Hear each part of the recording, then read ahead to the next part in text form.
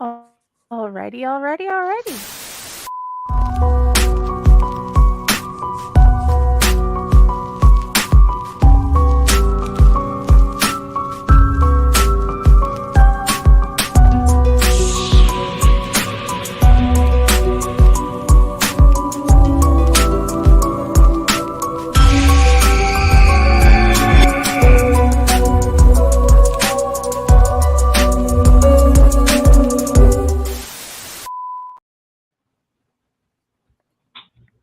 Hey everybody, Okay, how's here it we go.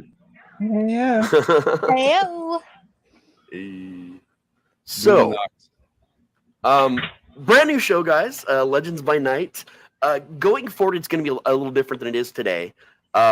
Overall, it's a very much like an Art Bell Coast to Coast style show where we get with hunters and we talk about weird paranormal things, Bigfoot, aliens, all kinds of things like that. But we wanted to start the first episode off with actually closing out the 2023 haunt season. Some of us have home haunts, some of us are travel hunters. You're going to need a lot of other haunters as this show progresses. But we went together a very special crew today. So we're going to go, one by one. Of course, you guys know me. I'm the acting manager / sometimes actor and lots of other hats over at Hell's Dungeon in Dayton, Ohio. And we'll just kind of go over from there if we want to introduce people. Jenny? Hi, I'm Jenny Friday. I am I go to haunts and I talk to haunters and I write stuff. Willie and Kara. Hi, my name's Demon Willie. I am a travel haunter. I recently worked at Nashville Nightmare, but I am here in Michigan, and I am going to be working for Erebus Haunted Attraction. And hi, my name is Kara. I am William's girlfriend. I don't do haunted attractions. I'm not an actress or an actor, so it's pretty much it for me. That could change by the end of this episode. Yeah, you never know. Never know. It's magic. Okay, Ron. Meetings and decapitations, boars and ghouls. My name is Ron. I am a traveling haunter with a home haunt. I work at Backwoods Oddities in Waverly, Ohio, and I have also guest acted at several other haunts, including the Haunted Hydro in Fremont, Ohio, and Blood Prison in Mansfield, Ohio. Hell yeah. Over to you, Pyle. Pyle. So I am Pyle Hazard. I'm actually a haunt owner of a haunt that is actually a charity haunt. I'm also a guest actor at different places like Hell's Dungeon. Yeah. And Hell's Dungeon and Haunted Town Haunt here in Ohio. This Christmas I will be going over to Carnage to go spread some terror there. Hell yeah. Jess, the unbearded lady. The unbearded lady. I love that. Her Wi-Fi is a little slow, so I'm not sure if she can hear us. Yep. Hi, I'm Yeah, that lasted until you said the my first whole word. setup sucks. But as the bearded lady All I heard was hi. at Hell's Dungeon.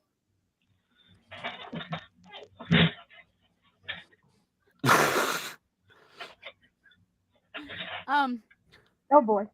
Yep. I was the bearded lady because I'm better at being.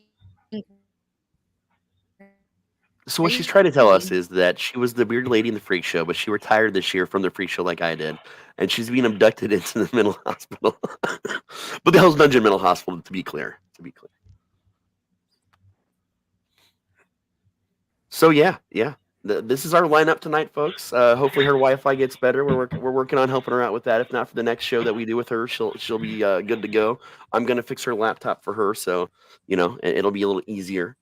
But what we wanted to get into tonight was a little bit sort of like some different stories about your haunt or a place you haunted at this year, and then we'll all kind of talk about them. I'll kick it off. This was a different year for me. I actually only acted, I think maybe 2 or 3 nights this season. 3 nights this season for the normal season. I ended up taking over, like, not taking over, but like running the show itself backstage. So I was the asshole running through the haunt all the time, giving people directions, teaching people, some different classes before we started, and then continuing the teaching like during the show, like hiding, behind things, inside of things, so guests didn't see me. So it was very different for me, kind of looking at everything, from the outside in versus from being in the haunt and trying to do things from in there. I really enjoyed it quite a lot. But one of the big takeaways for me this year, I think, is going to have to be, we had our first chaos switch up night this year, and a lot of people were in a lot of different places. It's sort of our way to get everybody mixing up and working with new scene partners and to kind of promote the community we have built there. And there's a guy named Tiny. We call him Tiny, but this dude is like, I could almost like, love Tiny. yeah, Love Tiny. Tiny he's skinny, but he's enormously tall, like stupid tall. Like I don't even know how tall he actually is. I've got to look up like this to talk to him. And I'm almost 6. I'm around 6'1", and I have to look up to the guy. So right. he's at least 6'5". Yeah. He was in Matt's Clown Box. For those of you that don't remember Matt sometimes does shit with us on LA. It's my son-in-law. I just call him my son. He is our animatronic clown character that's in a box that has a button you have to press. He comes to life and does his like movements. Well, Tiny was in it. Tiny goes to burst forward and breaks the entire front off the box. Planks are flying through the air somehow between customers.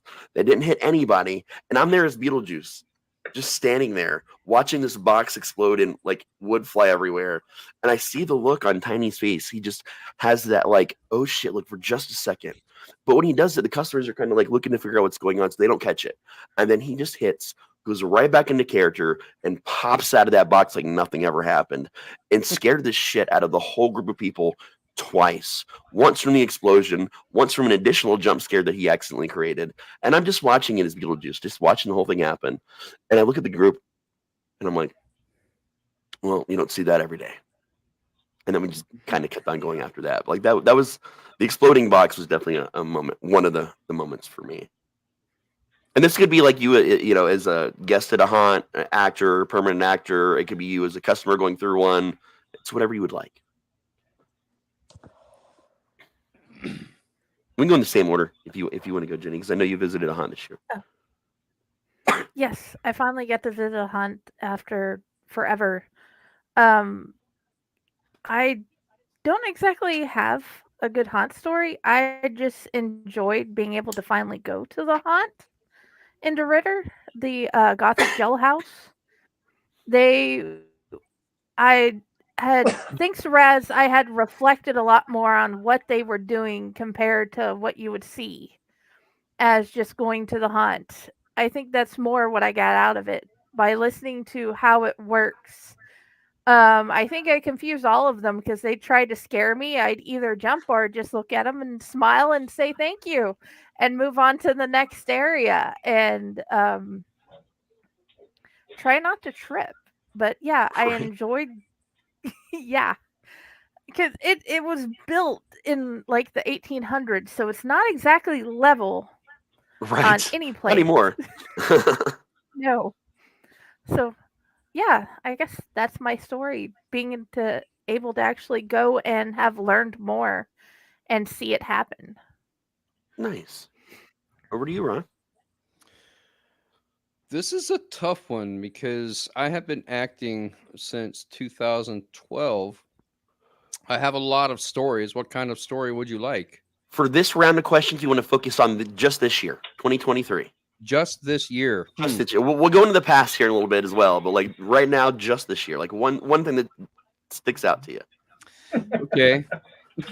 What are you laughing at, Pile? Oh, I've got a couple in it. I just don't know where to go. Right. Okay, so this year was actually one of the better years that I've had as a haunter in a long time.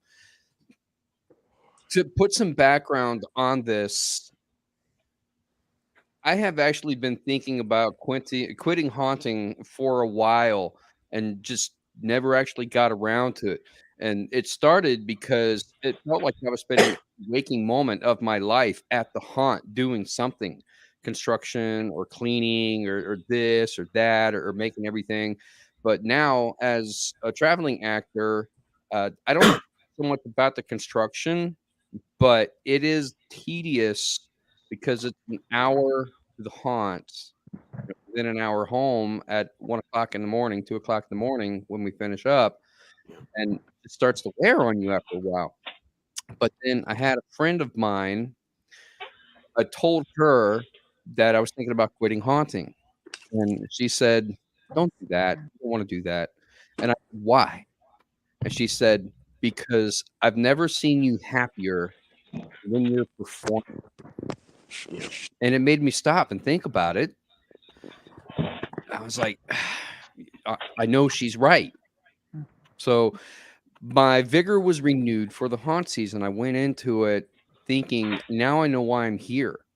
Now I know what I'm getting out of this. It's not so much just being a haunt actor, but the fact that I do like the entertainment aspect of it.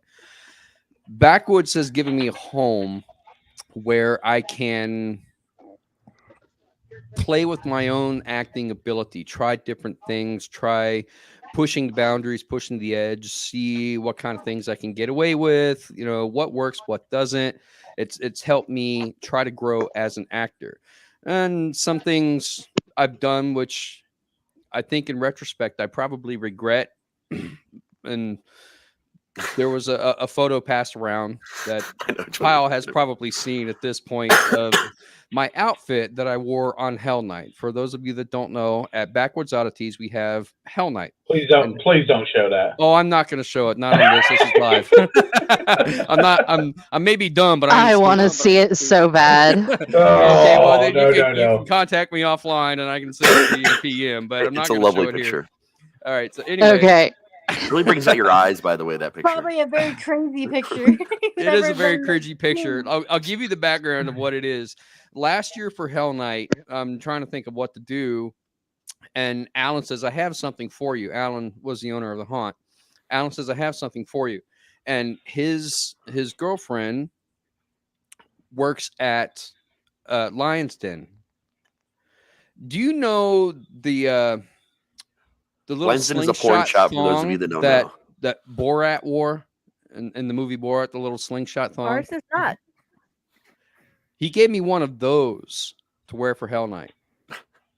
And I did. I wore it, and it got interesting comments. And then it was like this year, the next year, I was trying to think of how could I take that one step further.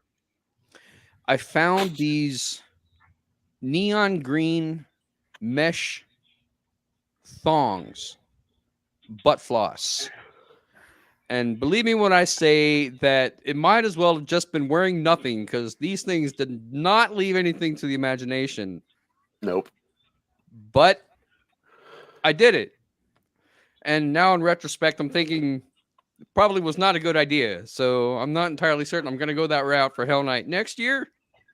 But I don't know. It's hard to say. It was a very interesting Hell Night because I was in a scene that I've never acted in before, and trying to make that outfit work in the scene was just a trip. It was a very interesting trip.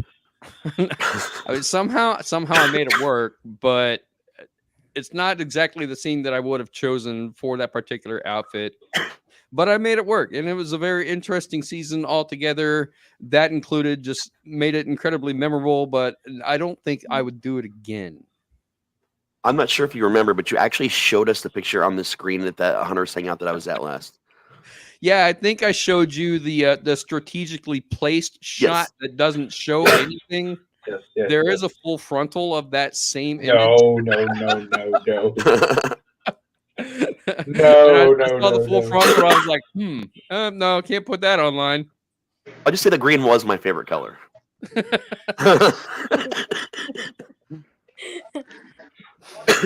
Down now, aren't you glad you asked me that question, Raz?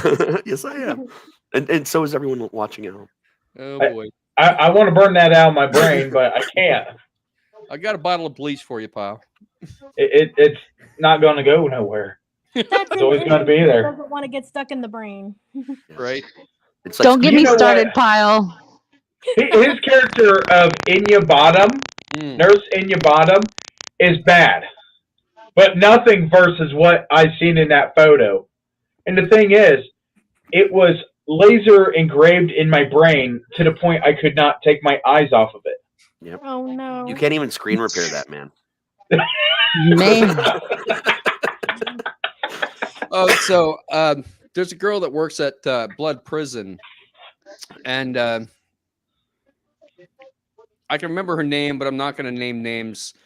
And my buddy Matt was telling her about this outfit that I wore on Hell Night, and she says, "This I got to see."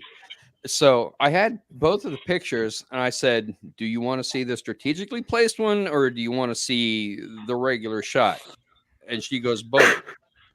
I showed her both, and she's like, "I wish I had not seen that." I'm like, "Hey, I gave you the option. I put a disclaimer on it. I warned you." I wish I would have seen the one or the other, but seriously not the one. I've seen way worse than the strategically placed one. I've seen way worse than live. So like that didn't even phase me, man. Not even just at haunts have I seen way worse than that. Let's just say that Hell Night happens to be like the coldest night of the year, and it does not help me out one damn bit. You know what? At least you weren't firing bottle rockets out of that. Yeah, Yeah, he's that's just true. smuggling grapes instead. Not even grapes, more like raisins. They're all kind of shriveled and wrinkled. Anyway, what were we talking about? Too cold, huh? Too cold. Who's next? Okay. Down Moving to you, on. Pile. Okay, so two things happened this year, just absolutely. One was the introduction of Grandpa.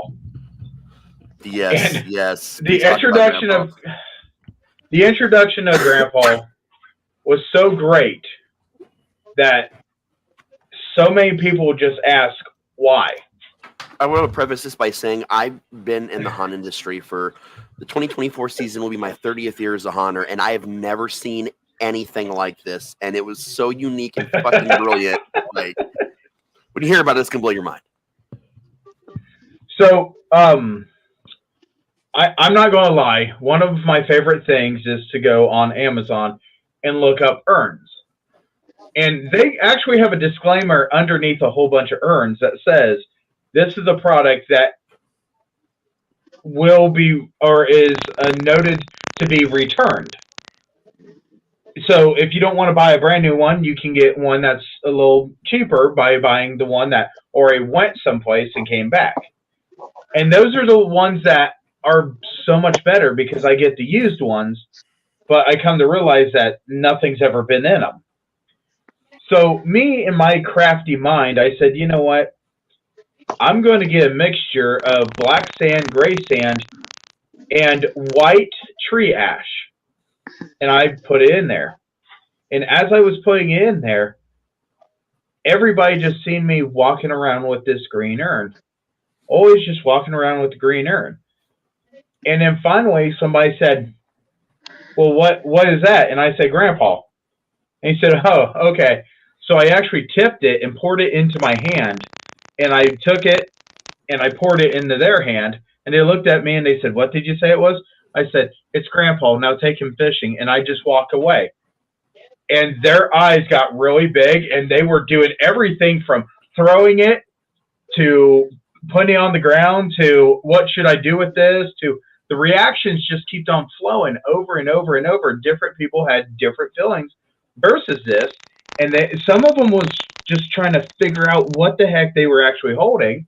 The one person that actually grabbed it, he smeared it, and he goes, this is actually ash.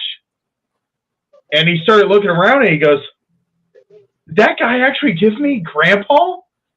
And the greatest thing was one of the people made a comment to one of the actors, and they're like, did he just really give me this? And the actor looked at him, and this is the Biohazard. Biohazard looked at him and said, and he's not one of our actors. We don't know who he is. He just showed up. That's why Biohazard got it. Y'all be Biohazard soon. We're going to get him on a show soon, too. So So he just was like, yeah, whatever you do, don't snort it. Because one of the actors at Hell's Dungeon snorted Grandpa. Yep. One of them ate Fucking Grandpa. Matt. And that was my daughter. One of them took it and was force feeding it through her mask, and she's like, and she would blow it everywhere, and a cloud of dust and everything. And I'm like, you guys are a little weirder than I am at this. Jeez. Dude, you can't fuck with haunters, man. Two of them are mine, and they're prepared for worse shit than this. Like Brooklyn did eat it. She talked to us about it afterwards. She said it was very chalky and weird. Matt, it was weird because I didn't know he'd snorted it, but as soon as he snorted, he ran out of the queue line, and I happened to be standing there. Matt runs out and vomits in the trash and looks at me. He's like, "Dude, are you okay?" He's like, "Yeah, I just snorted Grandpa," and that's all he said. Then he went right back. Oh my okay, God. buddy, like. And Kylie was the one in Main Street who was putting it through her mat. Oh my God. These kids, man. These kids. Like they have never seen it. No one that I know has ever done anything and tried to play with the taboo. And the thing is, when somebody said, well, that's not fair, don't you think Grandpa should be with Grandma? Bringing Grandpa here and just handing him out? And what you don't see until I show you, and I pull my costume shirt off to the side, there is another urn that hangs from my belt, and it's got a hand out of it. And I said, "Oh, you mean Grandma?" And people go, "No." And that's the thing, you know. I tried something. I enjoyed it, and I even kept on looking at the owner of Hell's Dungeon, wonderful friend of mine, and I said, I will personally take a broom and go through. And he goes, no, it's fine. All of a sudden, he goes, what the heck's all over the floor? And somebody goes, oh, that's Grandpa. He goes, Yep. You gotta be kidding me. How much Grandpa on my floor? Oh yeah, Bobby told me that they were throwing Grandpa all over the clown area. Yeah. A lot of sweeping happened. It was worth it. It was fucking worth it, man. And the thing is, you also I told him, I said, yeah, I gave the four that interacted with Grandpa the way that they did, I gave awards to. And when I gave the awards, I actually gave them little urns. And I filled them up with Grandpa. And I put these little tags. The toe tags. I don't know where they are right now. They're little toe tags. You're and saying I it's filled not them an out. award that you win, you have to earn it. Yeah. Exactly. Yeah. Exactly. I want and that was the thing. So bad. you want a Grandpa award? And I see 2 of these awards every day around the Yes. house. So, Pyle, what night I was this want that one. happened at the haunt? When did this happen at the haunt? What night was it? The last Sunday, the last Friday, and last Saturday So it was of their Ash haunt. Sunday? Yeah, it might have been Ash Sunday to begin with. It was bad, and I kept on. Ash Sunday. Oh yeah, and the thing was, I kept on looking at Fred and saying, "Dude, I will be more than happy." So now we have a picture of a electric sweeper, a little robo thing, and I keep on telling him, "Hey, do you want that for Christmas?" And he goes, well, you know, if I get one, it would be nice at the house. I said, no, this is for the haunt, because he'll be still cleaning up Grandpa. And he goes, Grandpa ain't coming back, is he? I said, I'm coming back for Christmas. And he goes, oh, hell no. We have to find a way to make Grandpa red and green. He didn't actually really care at all about it. I think he's just fucking. No, he was. He was losing it. He's like, there's Grandpa all over the floor. He goes, you know, I'm going to have like somebody come and check this, because you can't just have cremains all over. Isn't that like toxic or something? And the thing was, Fred was losing it because I was chasing this girl with it, and her friends asked me for some, and they all ran outside, and I fired up the chainsaw. And when I fired up that chainsaw out of my car, because I can't have it inside the dungeon, she looked at me and she goes, chainsaws don't do nothing for me. And I went like this to her, right above her head. I said, I just wanted to get your attention. That way Grandpa could go home with you. And she goes, oh my gosh, it's not in my hair, is it? And she started freaking out. I didn't put none in her hair. Her friends actually took home a bag of Grandpa to hide it somewhere. And that's a different haunt. And the haunt owner looked at me and goes, why is this not a thing that a lot of people are doing? Where did this come from? I said, I just wanted to make sure that somebody did it. And my brain said, see what Chainer wants to do with it. Dude, that is honestly epic. I know, like when I do Beetlejuice, sometimes like they put like modeling moss and stuff on my face, and little pieces fall off when I sweat because I'm a big son of a bitch and I sweat a lot. So anytime the moss falls off, it starts to come down my face. I just grab it and I tuck it in someone's pocket, or I put it in their hand. I'm like, here, a little piece of me for you. Thanks, Oh girl. yeah. Kitty cat. Yeah, this is Trejo. He knows I'm not feeling real good right now, so he's trying to comfort me. Is it Danny Trejo? Apparently Yes, that's your exactly Wi-Fi who knows. Bobby named him. Yes. Apparently your Wi-Fi knows you're not feeling good because it's working now. I think she Well, switched that's to her because phone. I switched from my computer to my phone. Aha! Magic. You're not the only one that's on a phone. We're on Yep. my phone right now. Yep. So, So, Jess, but yes, Danny Trejo wanted to come say hi. we are on to you actually.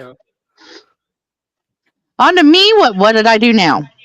It's your turn to tell a story. A moment that you really enjoyed this season. Oh, a moment that I really enjoyed this season. Yeah. I would have to say it was when you guys put me as the insane asylum patient, and I was chasing DJ and Pile around, going, "Daddy, take me home, Daddy." Yeah. I actually ended up hitting my head so hard on the wall that night that I gave myself a concussion. Yep. Yep. Oh. That sounds like all different stories. Another question you could ask us, like our injuries Oh, that we've had. there's an injury question. Don't worry. We're definitely going to mention injuries. Oh, please. But yeah, it's no. weird because like sometimes you started a haunt and you'll do a character. Hey, what's up, Meech? Hi, y'all. Demetrius, He's our living Nico. stuffed animal prize in the Medway of the Freak Show.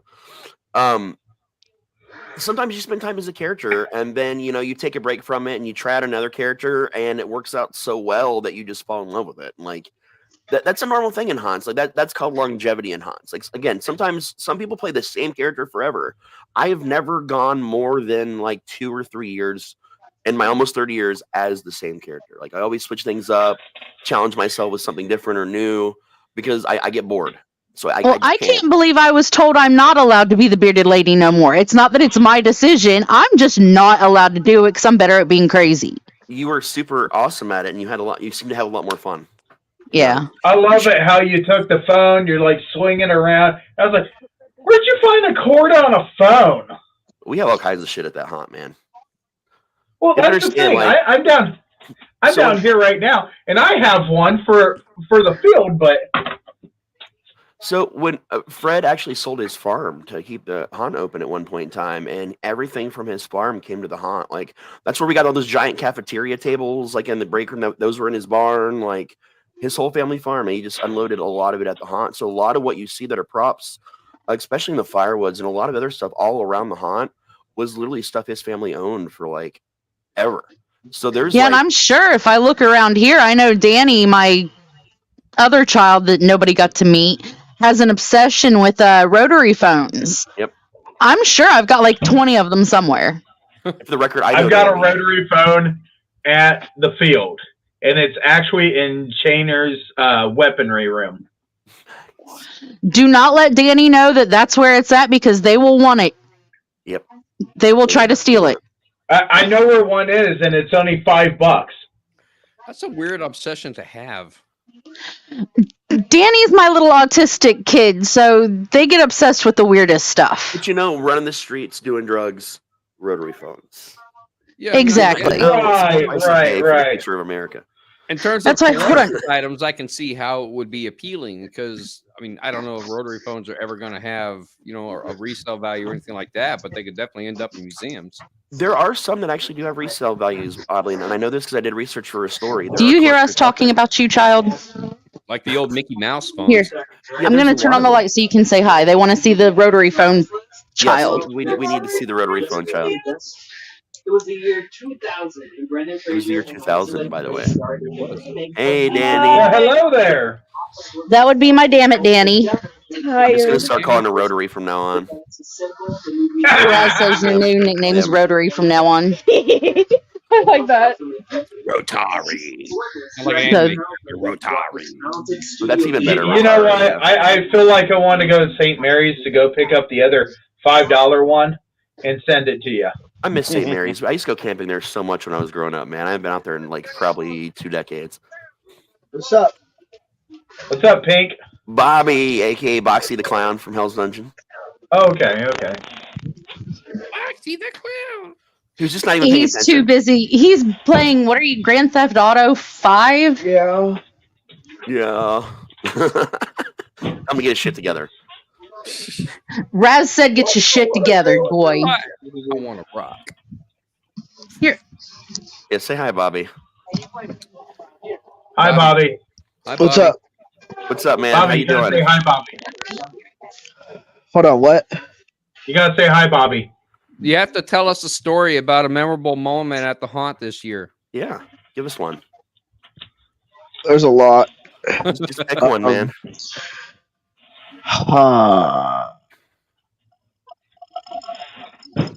Time's ticking. We're live here, buddy. I know. Hold on. I'm thinking. I wasn't prepared. Neither were we. Work on your improv skills, man. I'm trying. It's There's one thing I do need to work on He's though. gaming. He's like, oh, I gotta look at the game first. Well, hold on. I'll just pause the game. Oh, There you go. There you go. He did There's that the when he focus. extended the controller.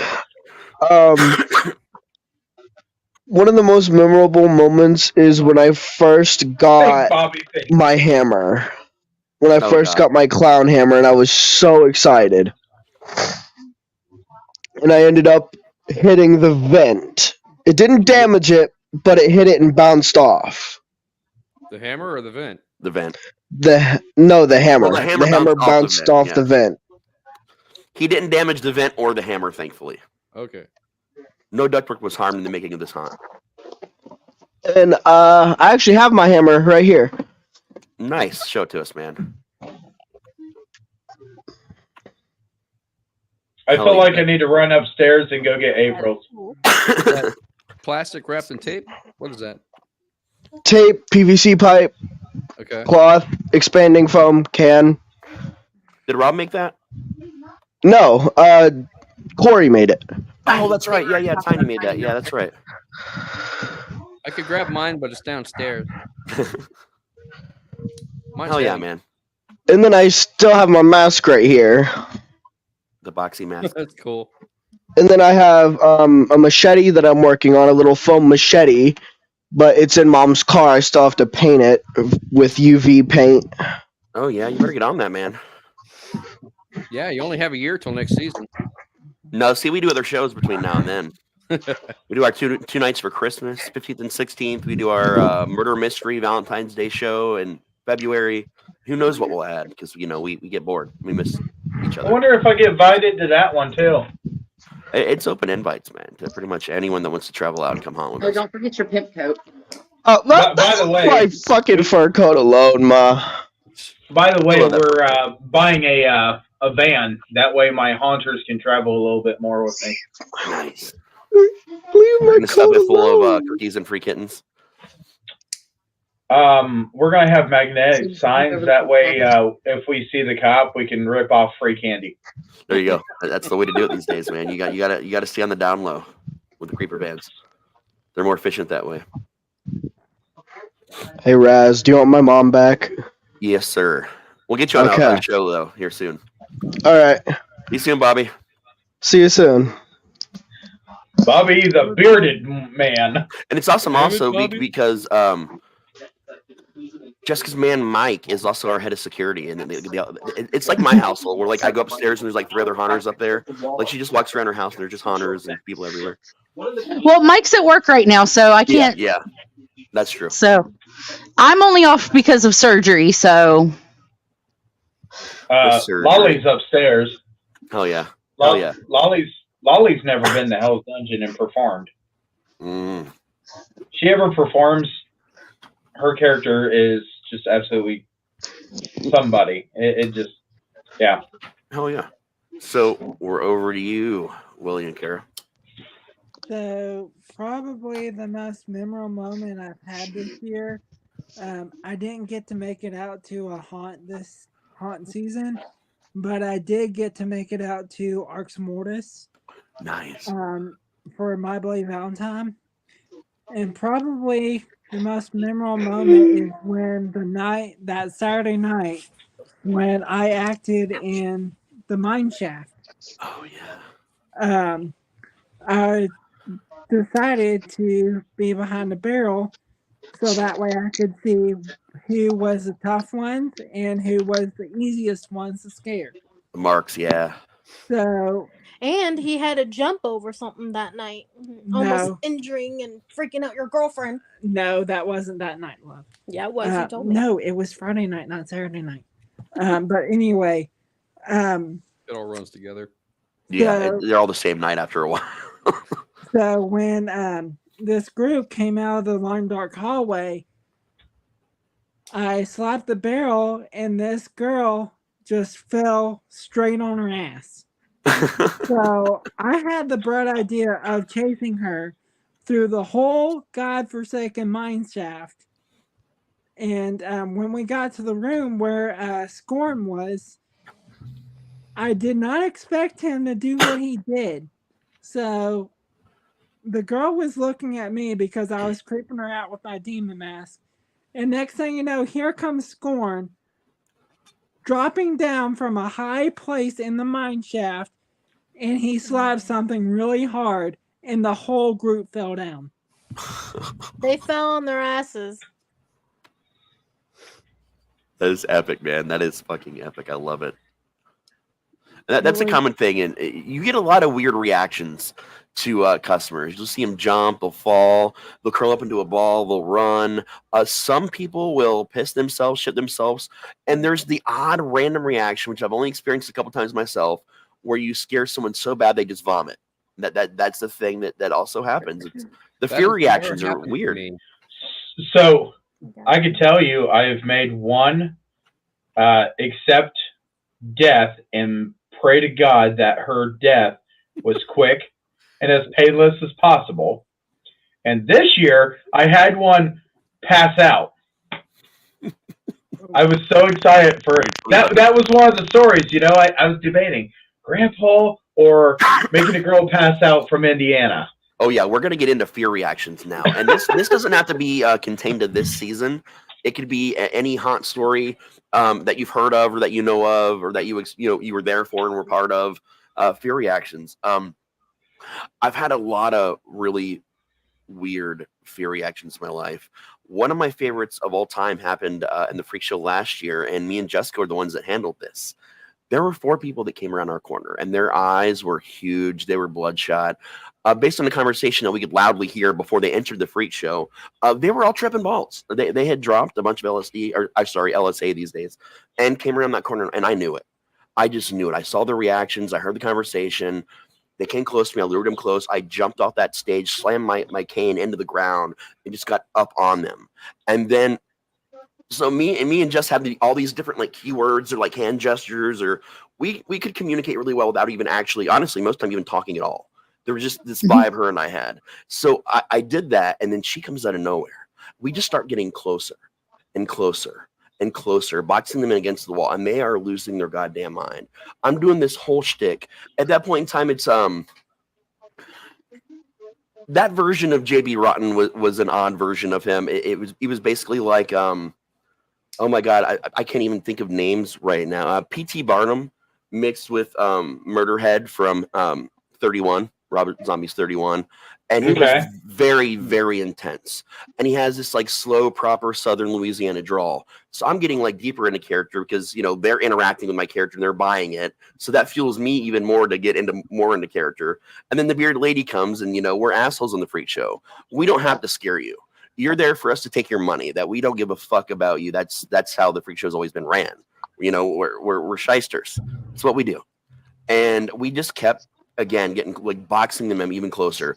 It was to the point where I was in front of them. Now she switched and was behind them. There was a wall on one side, and they were not smart enough to just go around me. And I knew it, and we both knew it. And all of a sudden, about the same time, all four of them dropped to their knees, two of them facing her and two of them facing me. We did not tell them to do this. They dropped to their knees and they started praying to us. Not praying to God about us, but praying to us because we were their new gods according to them. And we just rolled with it until we heard the next group about to like come in. So we had to like get them up and kind of push them on to Sam and Cam and everybody in the back. But like that moment, that was the weirdest reaction. And again, I've had a lot of people on drugs come through and all kinds of weird shit happen. But like we were having to come to Rufus moment because they were in tears praying. Like they saw the light. They were changed people now. Like it was intense, man. That was crazy. It was like being part of someone's spiritual transcendence against our will, but it was all right. It was all of a sudden we were deities. Yep. Of all the shitting, pissing, and vomiting, that's still the moment I think for me from Fear Reactions. It just we became gods. Yes, that was the night we became gods. Over to you, Friday. I don't have a fear response from a haunt. Is that okay? Yeah, it's totally okay. I mean, have you heard of one? Any stories? Anything like that? The weirdest fear response I've seen. So my dad was Lurch.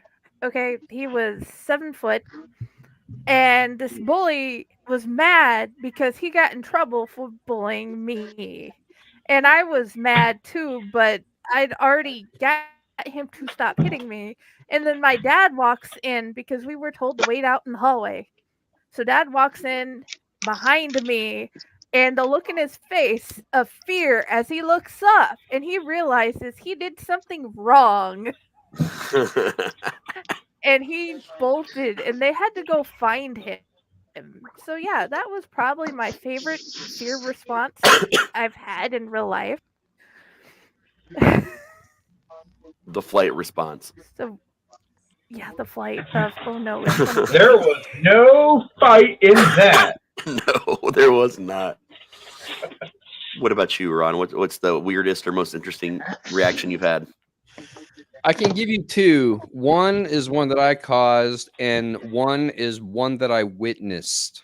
Sounds good. And I'll start with the one I witnessed because it's a shorter story.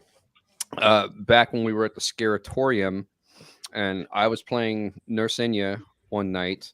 Now, the Scaratorium was set up so that you have the haunt that goes around a main corridor that runs down the middle of the haunt, and then there's doors on both sides that you can go in and out of each scene.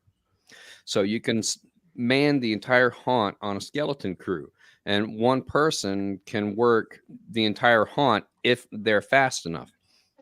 So I was zone captain for this particular night playing Nursenia, and my scene that I was in was before our cafeteria scene.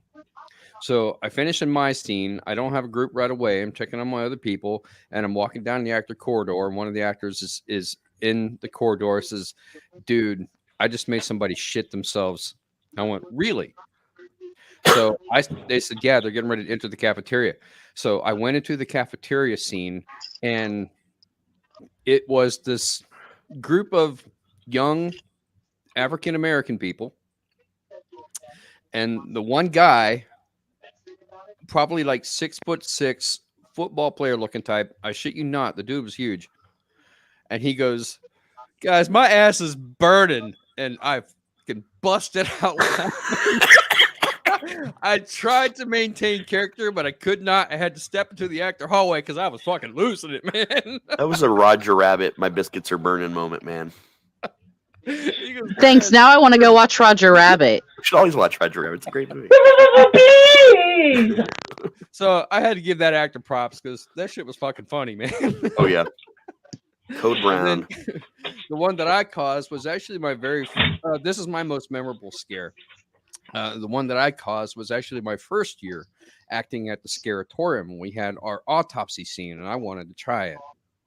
And so I had never used latex appliance before, but I had someone do a pretty kick-ass looking autopsy scar across my chest. And I'm somewhat hairy on the chesticles a little bit. And they said, "You sure it's going to get in your chest hair? It's going to be hard as hell to get out." I said, "It'll be fine. I'll deal with it later." So they did the latex appliance.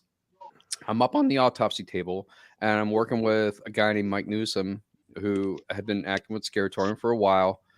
And I just kept getting these ideas. I was like, "Mike, pick me up and throw me up against the wall." And then he would like pull me off the table and slam me up against the wall. And I'm like, "Okay, now throw me back over the table." And then he would throw me and I would launch myself over the table and then land on the floor on the other side.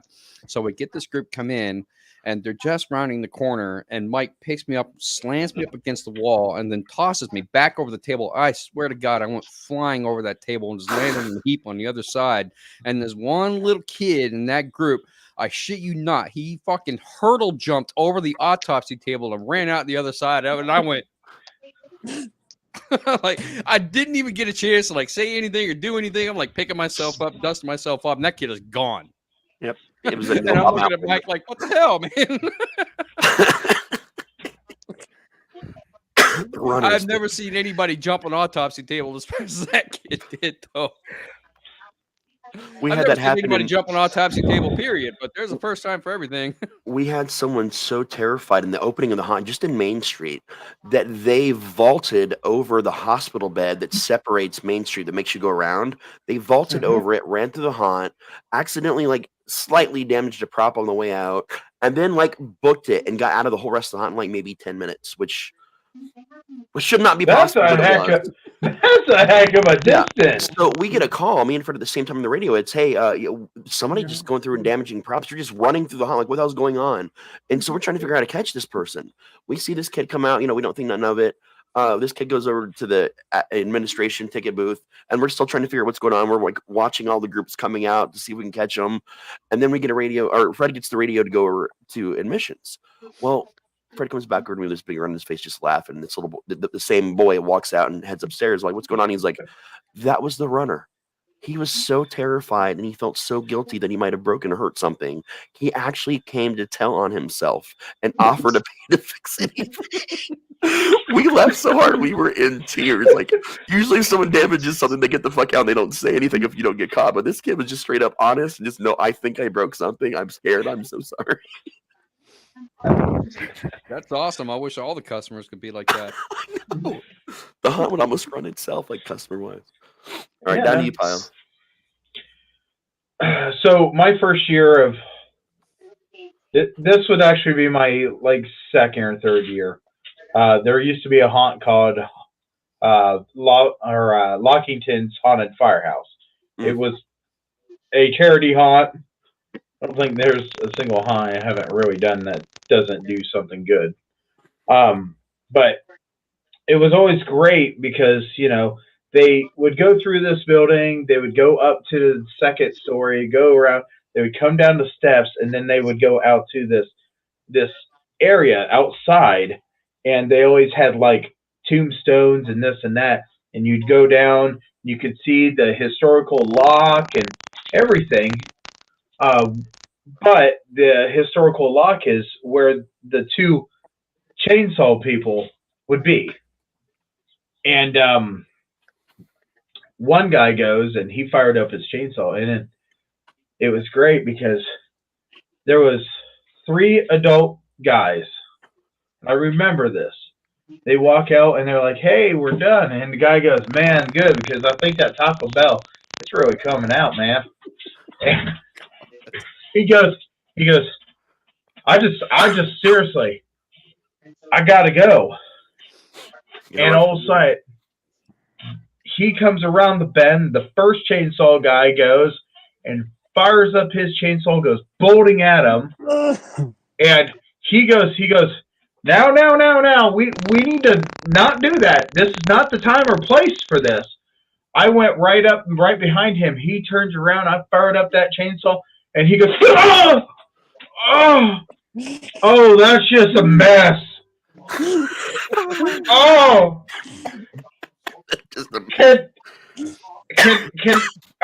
are we done now? I said, oh no, you still got the maze to go through. And he goes, can I not go through the maze?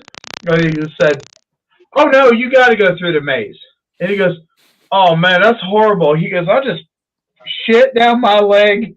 He goes, if I'm pissed, it's horrible. You look, I just need to stop. And I said, oh no, you got to keep going. And he goes, all right, I'll go through your stupid maze, whatever. As soon as he gets in there, I'm like laughing, and the air guy, he's like, what are you laughing so hard for? I said, just wait, I got a feeling. Oh, hell! You gotta crawl through this son of a bitch!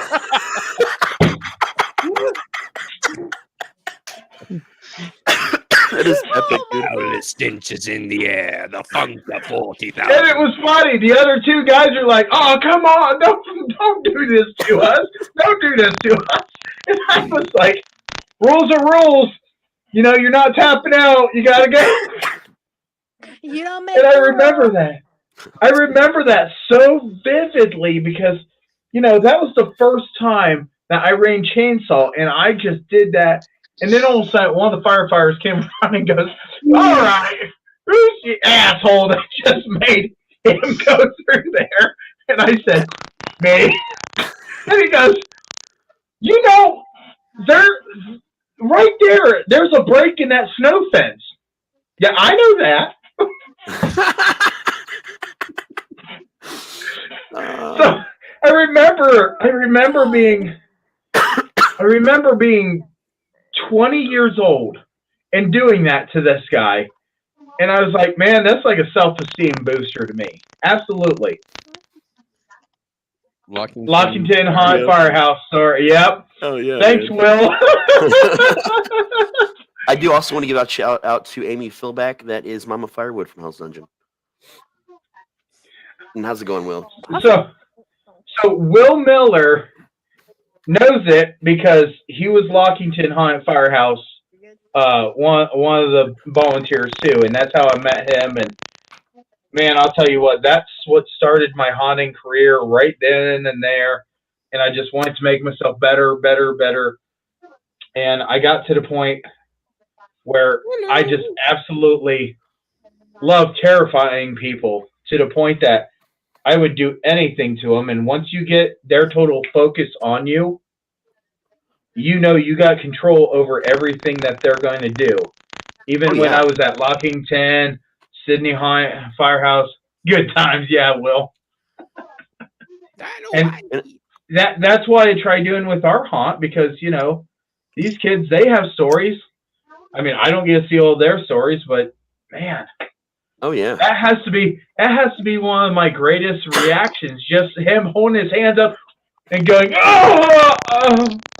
And you really hit the nail on the head there. It's an addiction. Haunting is an addiction. There is nothing like it. I've been in front of thousands of people on a stage with a band. I've done film, television, radio, all kinds of wrestling, all kinds of different shit, and even live theater. But there is nothing like the control and the therapy kind of mixed together you get as a haunter. You get the scare, you get to control what people are doing. Like, there's so many aspects of haunting that combines so much of what all this stuff is, and it creates this addiction in you and this adrenaline. Like, even when you think you can't take anymore, that you're gonna quit, you don't, because there's that aspect of it, that joy, that and Ron talked about that earlier as well. Like there's just that moment where and you can think about leaving, you can think about a lot of things, but then you have a conversation with someone, or you go back, okay, just one more night, and then you remember why. Does haunters ever truly retire? Like I tell a lot of people, no, they never retire. They just go dormant for a while. They just find another grave to crawl into. Yeah, they're just waiting for that moment to rise up from it. And you know, I tell all of our people, this is our addiction. This is this. But remember, if you're really good at it and you get that adrenaline pump and this and that, you are a fear feeder. And even another great reaction, watching people at Kings Island. We seen this group of kids just go, and they got scared. And then this one kid, he bolts, and he's like watching them, and he's like right there, right behind the trash can. He's like, ha ha ha, I got this. And I looked over at everybody in my group. I was like, can I teach him a lesson? And they're like, go for it, go for it. I went right behind him, and I went, rah! As hard as I could. And that kid jumped up, and it looked like a Scooby-Doo cartoon. He's up in the air, knocking over the trash can, everything, and he goes flying, and his friends were losing it. And that's when one of the sliders comes up to me and goes, if you weren't going to get him, I was.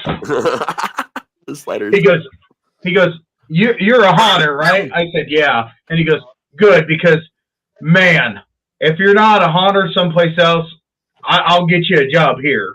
Oh, yeah. We actually had some of their crew out for Chaos Weekend.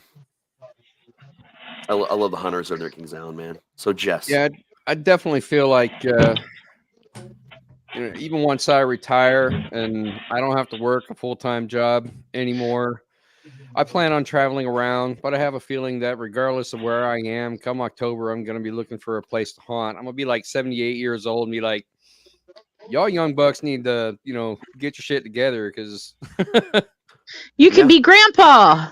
Yeah, probably. Well, I might be. It's weird because you go ahead and you get everything filled out, and I'll carry you around. No, I'm gonna be like over here with my pocket knife, like scraping ash off of my arm. Like, there you go. There's a little piece of me to take home with you. You put that under your pillow, and the grandpa fairy will come to your bed later on tonight. Oh, yeah. Giggity, giggity. I actually seen somebody do something like that, and they were putting it on bread and handing it to people. Nice. I love that. I was like, what the hell is that makeup? And he goes, no, I got a skin condition. I was like, oh, God. Oh, shit. So I've consulted some lawyers and some other legalities here in Ohio. So when I die, I'm going to go with the whole Weekend at Bernie's thing, right? Like, there are weird rules. Like, you have to do it within 72 hours of being embalmed, but you can only do it for 24 hours in that window. Right. And a lot of paperwork has to be signed in order to do this, like, legally. So I got some people already set up. Matt and Bear are gonna, carry me around town, wave at people for me, put some shades on me. We're gonna do the whole Weekend at Bernie's, and then my body is gonna be preserved, much like the traveling body exhibit that used to be around and really popular. Right. And I'm going to, if Hell's Dungeon's still around, I'm gonna be put at Hell's Dungeon unless I own my own haunt by then. But my body will be forever preserved, like in a case, just at a haunt, like in a queue line, like that. That sounds like the best plan ever. Yeah, you do understand that. Just to taxidermy my body and then stick me as a mannequin in the haunt somewhere. I got people for this, man. I got people for all this. You do understand that if you have surgery and they cut your arm off, if you tell them that they need to get a hold of like a funeral home, the funeral home will come in and retrieve it, do what they need to, and hand it back to you. Yep. They will preserve now I just want to go get my arm amputated for no reason. There's a whole group of people out there, like for real in real life, people that don't feel like certain body parts are a part of who they are as a person. So they will find ways to injure themselves to actually get it amputated. Like, I didn't mean like that. Yeah, it's an actual mental illness. Like, but I want to do it just so I can carry around my own arm at Hell's Dungeon. Beat people with your own arm. That's such a D&D exactly. Thing. So Sydney High Woods had say hi. Sydney High Woods had a girl, and she was missing a leg. And she's like, I'm not good at scare and this and that. I said, no, you're perfect. Come here. I'll show you. She had a rod and a leg. And I told her, I said, come here. And she goes, what are you doing? I cut a pool noodle, and I wrapped it around that rod. And I said, okay, now do me a favor. Just sit here and just rock back and forth and take this knife and keep on going after that foam.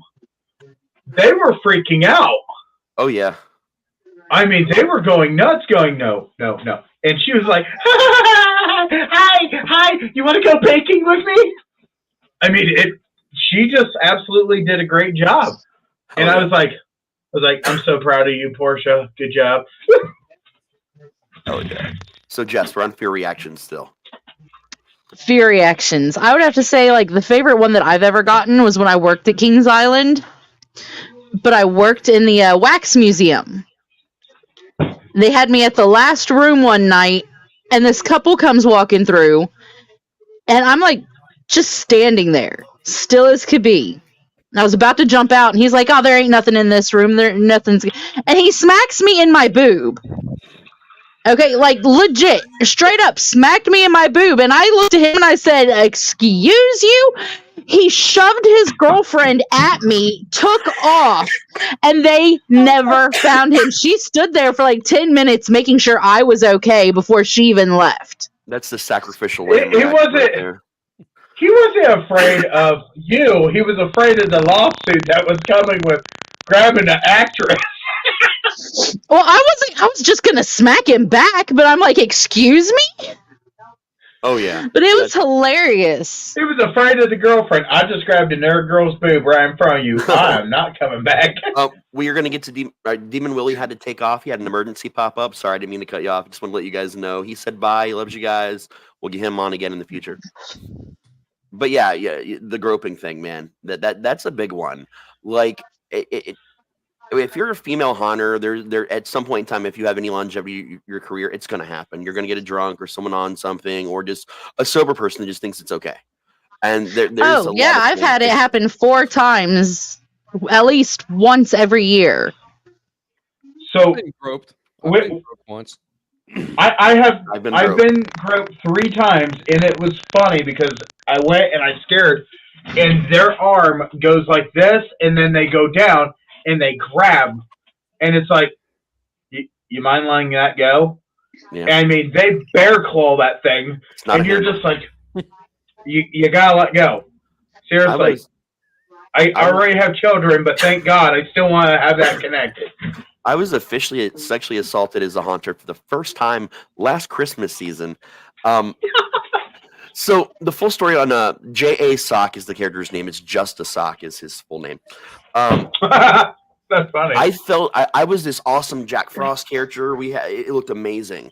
Well, I fell down the big steps, and for those of you that have never been to Hell's Dungeon, our entrance steps, like you're literally going down into hell. It's like one of the biggest, longest staircases I have ever had to walk up and down outside of a cave in my life. And I was about the halfway mark, and I was exhausted. I came down and I stepped forward instead of down, not paying attention, and I just went down. And our tech, Sean, saw it happen. He's like, dude, are you okay? Do you need me to call the hospital?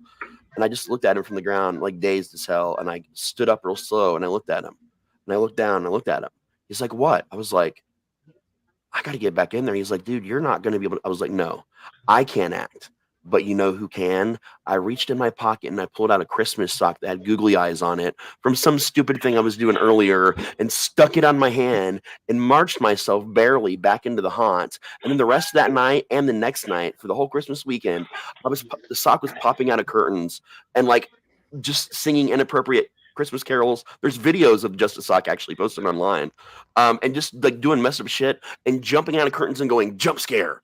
And like actually scaring I scared the shit out of Fred with the sock saying jump scare. I got him so bad. And at one point in time, I came out and I did this thing, whole thing like, psst, psst, come here. And somebody came over and I was like having this weird conversation and fucking with him. It was a sock. And with both hands, I can feel them grab my hand because I can't see anything. I'm behind the curtain, so I don't know what's happening. And I feel something wet in my hand. And I found out later that when they had grabbed my hand, the girl had like shoved her face in the sock and like made out with the sock. And I didn't know exactly that's what had happened. I just said that was uncomfortable for both of us, having no idea what had just happened. So like, yeah, I had the inside of my hand. Hello, my name is Rosie Palmer. No, it's Palmer. You want to be a lesbian and make out with me? No, then I got to pull out my Jennifer Lopez hand puppet from South Park. Hello, I'm Lindsay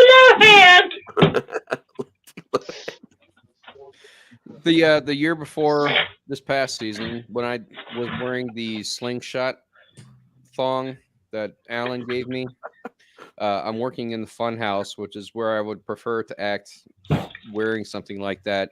And one lady did come up to me and she goes, I'm going to grab it. Just like that. She goes, I'm going to grab it. And I went, go ahead. She did. I was like, well, I mean, if it's going to happen, just let it happen. Yep. She did. And I was like, okay. Since we've entered the territory of bad things that can happen to haunters, or good things, depending on how you look at it, let's talk about injuries. I had this lady say, I'm going to grab it. I'm going to talk about some injuries. Like, as bad as that fall was I have been stabbed. Actually, I have been punched, kicked, body slammed, all kinds of shit. But the worst injury I ever had happened on my second year as a haunter on a trail. There was a farm not too far off from where it was, and apparently a horse had gotten spooked. And it was like this was like a mile down the road, like so it wasn't like the haunt that spooked the horse or anything.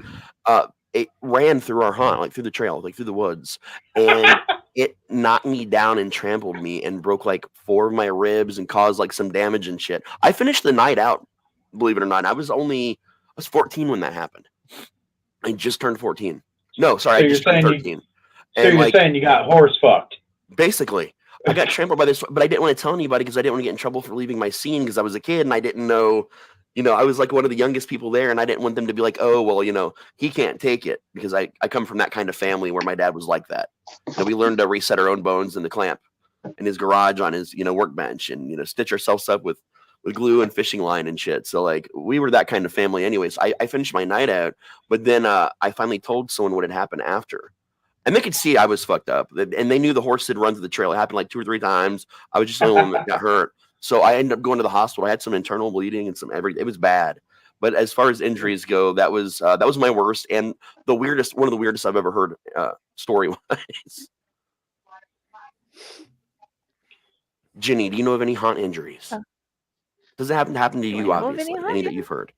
Yeah, any that you've heard of? Probably getting I think the worst one I've seen was this one guy in front of us at the group when we were going through the haunted house in Georgia. He's a big guy, like 6 foot, but he was wide. He decided to headbutt my then sister's boyfriend because he didn't like the fact that he screamed like a little girl. And that was like the worst one I've seen. Wow. Yeah, that's a reaction. Headbutt. I don't like you. You went Benoit, man. What about you, Ron? Sometimes they all kind of run together, and at the end of the night, you're wondering, is this fake blood or is this my blood? Because you're not sure which is which. Yeah. Is that your blood? I don't know. It might not even be my blood. It could be somebody else's for all I know. But one memorable one that I do have, working the padded cell scene at the Scaratorium, this was completely unintentional. So let's just say that I had no intention of this happening, and it surprised the hell out of me, and I'm sure it probably scared the shit out of the people that were coming through the scene at the time. But I'm in the padded cell scene, and we have this observation door, like you do in a padded cell. The doctor is standing behind it, and they can watch, whatever you're doing in there. So we had the security door. The door doesn't open. It's just part of the facade, but it has a security window with that thick reinforced glass that has the cobwebbing that's meshed inside of it. Okay.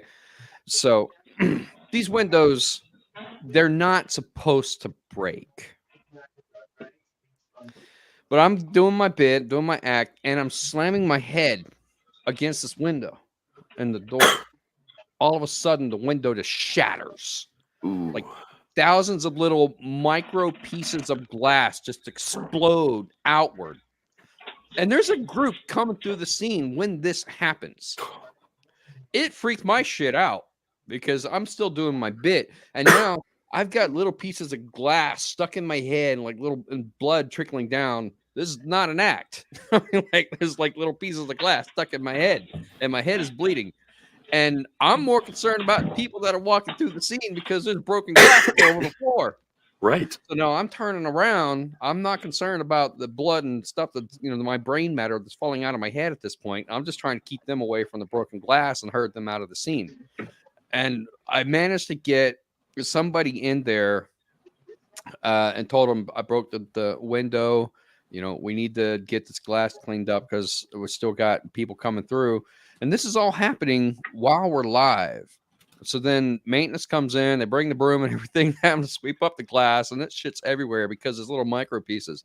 So they sweep up the glass, And then for like the rest of the night, they're trying to find a piece of plexiglass or something that they can put inside that window frame to block it off because it opens to the actor's corridor. And the whole time I'm sitting there just with glass and blood and everything coming out of my head, trying to, maintain my act. And like, don't mind them. It's like, don't look over there. Look over here. Look at the idiot with the glass in his head. It's just, I don't know, man. It's just, I did not intend to break the glass because I didn't even know this shit could be broken. But now I'm like, I've got this little gash in my head, like blood trickling down my face. And at the end of the night, you're like, what was I thinking? But then I injured myself somehow when I was working at the Miller Building in Lancaster. This was in 2019.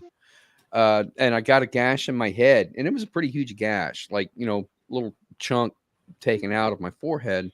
And like, oh, we could put an appliance over that, like really build it up, and that way it will pad the gash so nothing will happen to it, but we can also make it look really bloody. So they made this like giant protrusion looking growth on the top of my head, like bulging out of I'm a unicorn. bulging out of the gauze and just like blood coming out of it, and it looked real, but the point, it was just foam latex appliance. It looked real as hell, but if you took it off, then you see the actual patch that was there. It's just like, I don't even remember how I did it, but we just capitalized on the fact that I was injured by making it look even worse than it actually was. I just thought of Ted. Hey guys, yeah, you put some stuff in the wrong place, but you still take care of me, right? I'm looking forward to the Ted TV show, man. I'm excited about that. Oh, yeah. So what about you, Kyle? Injuries? Okay, so I did a music festival haunt, and I charged after this person so hard that I ripped the muscle in my right leg. Was this at the gathering? Maybe. But I'll tell you what, I want to preface this by saying safety at haunts is the most important thing. And if you cannot absolutely. if you cannot keep your actors and the guests safe, you should not be in the haunt industry.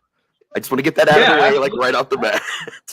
Nice disclaimer. You're supposed to say it first. Anyway, no, I actually, it was bad because it felt like a glowing hot knife going right into my leg, and I actually had to tape my leg from twitching because it hurt. But that was my worst injury out of all the years I've been doing it. But I have to say, the worst haunt injury I've ever seen was by a guy that at Sydney Hollywood, you get a nickname. No matter what, you get a nickname. And this nickname was Shovelhead, because I'll tell you what, he looked like he took a shovel and just bashed his face in. Everything was wrong. Jesus. His nose was crooked and this and that. Well, we didn't care.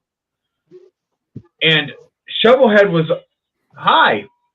Hey, Del. But Shovelhead was awesome. He played a zombie, and he was so passionate and so hardcore at that scene, and he just absolutely did everything he possibly could to go chasing after that group. Well, he misjudged it, and one of the rules at my field is if you can't see, you're not wearing it. Yeah. Visibility is a main thing. If you don't know your area and you can't see, you're not wearing it, or we're moving you. It's just, that's the way it is. And it's all because of what he did. He lost visibility right here. Oh, no. That is a lot of area that you can't see. So he had this group, and he went running, and he went running after this group, and he hit his head on a branch. Oh, no. Boom, just hit himself so hard, it rattled everything, but he said, man, you just should have seen those people. I hit that branch, it knocked me back, I hit the ground, and they were screaming, and they were running down the trail. He goes, it was a great scare. Yeah. Well, as soon as he goes, and he's like, man, I am hot and sweaty in this mask. He takes it off, and that's when he realizes that's not sweat. He just filled up this entire mask because this kid needs stitches. Yeah. So he's going down what we call the truck trail or the bunny trail, and he is yelling and screaming and cussing and swearing, and he comes running after me because I'm the one with all the I can patch you up, let's work together. Yeah. And he comes up and he's yelling and screaming at me and this and that. And I looked at him, I said, Shovelhead, what kind of malfunction do you got going on? And he goes, you see this right here, that's not fake. I said, ooh, we need to get you up front. And he goes, patch me up. I said, you're going to the front. So I called up to the front, told him, hey, keep the trail, clear. I need to get transporting now. And somebody goes and says, well, how bad is it? I said, it is Shovelhead, and let me just tell you right now, I need the truck to make sure it doesn't leave from loading.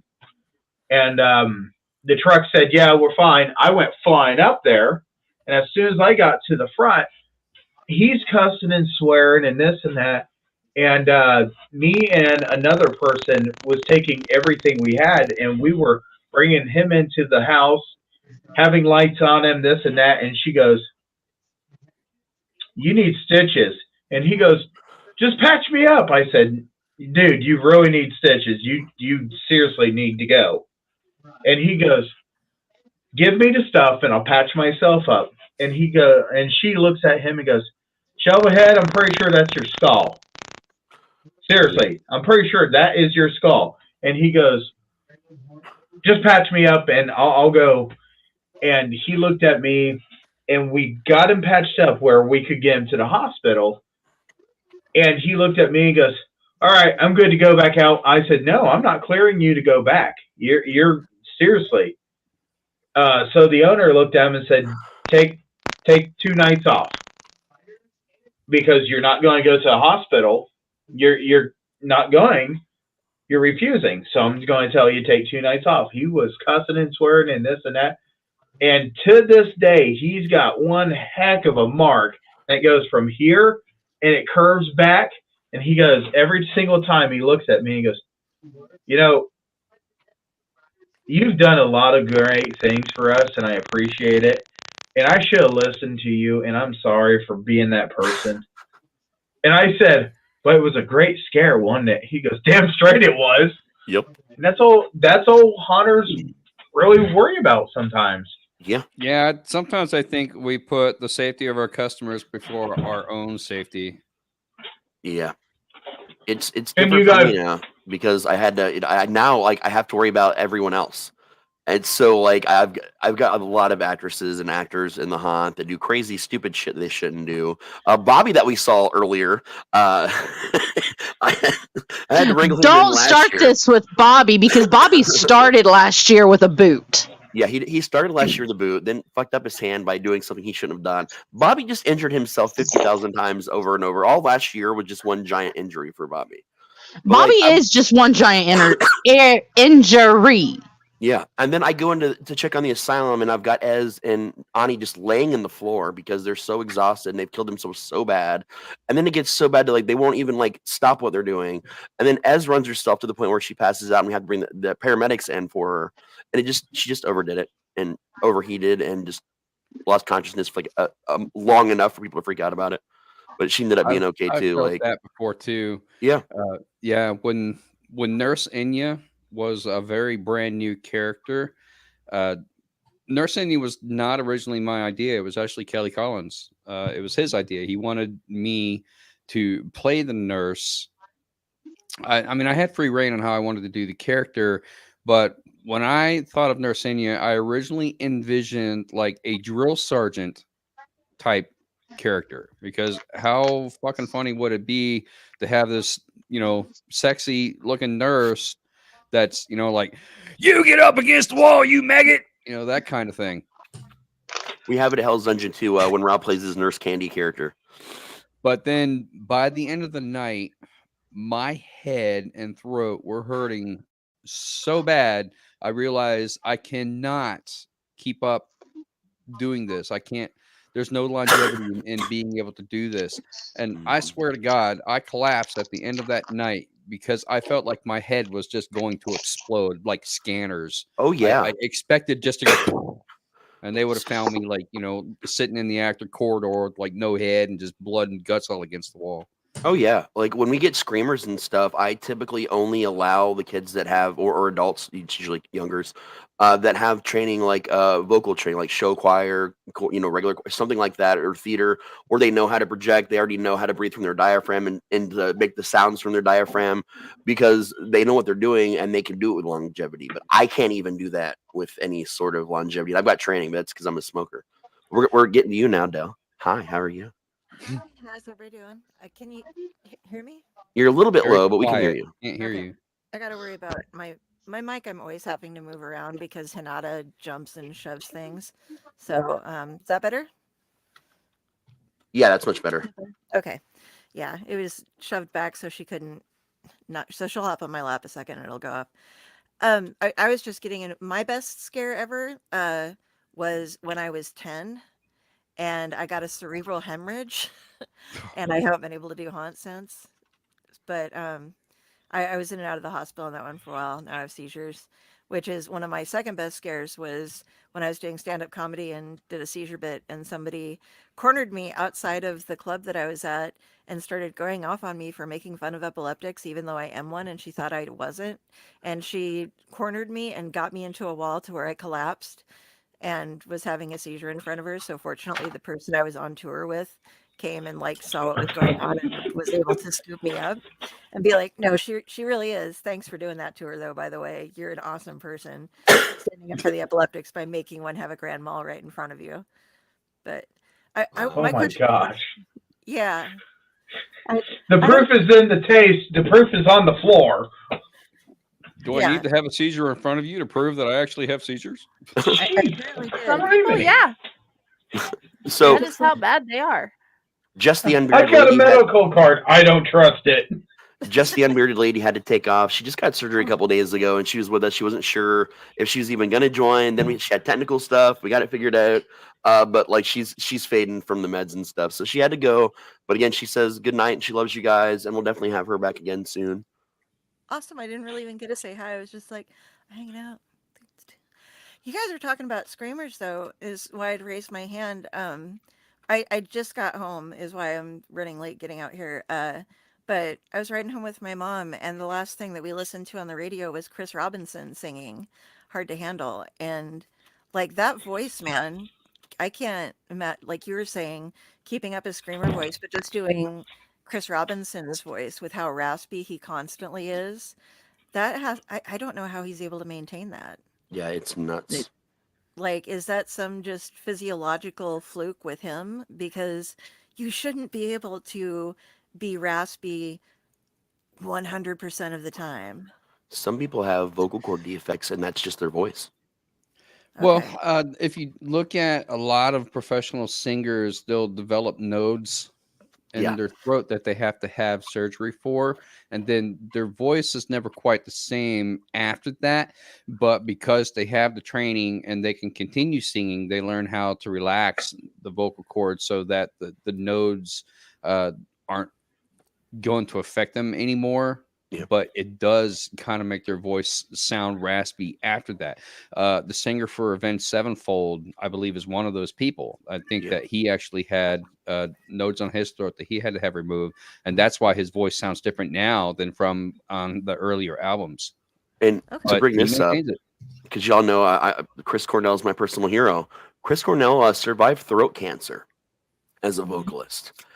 Came back when he was healing up and did a solo album, and then created, Audio Slave after that. Then, bounced around, did another solo album, then went back to Soundgarden, all from after throat cancer. And let me just tell you, his voice at best got a tiny bit raspier after that, just a little bit.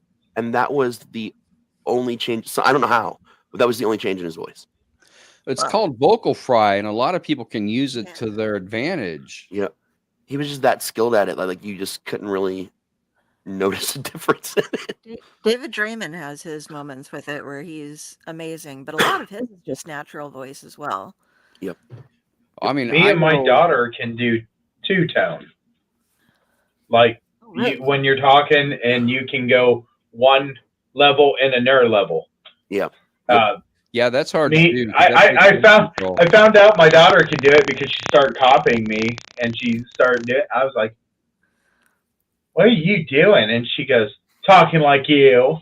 Like, you're going to be a choir girl. I learned it from watching you. Sorry, that's my favorite pop PSA. Oh my gosh! So, real fast, I just want to tell you about my little girl that's 5 years old. Okay, and I wanted to explain that she is 5, but she has a concept of haunting and this and that.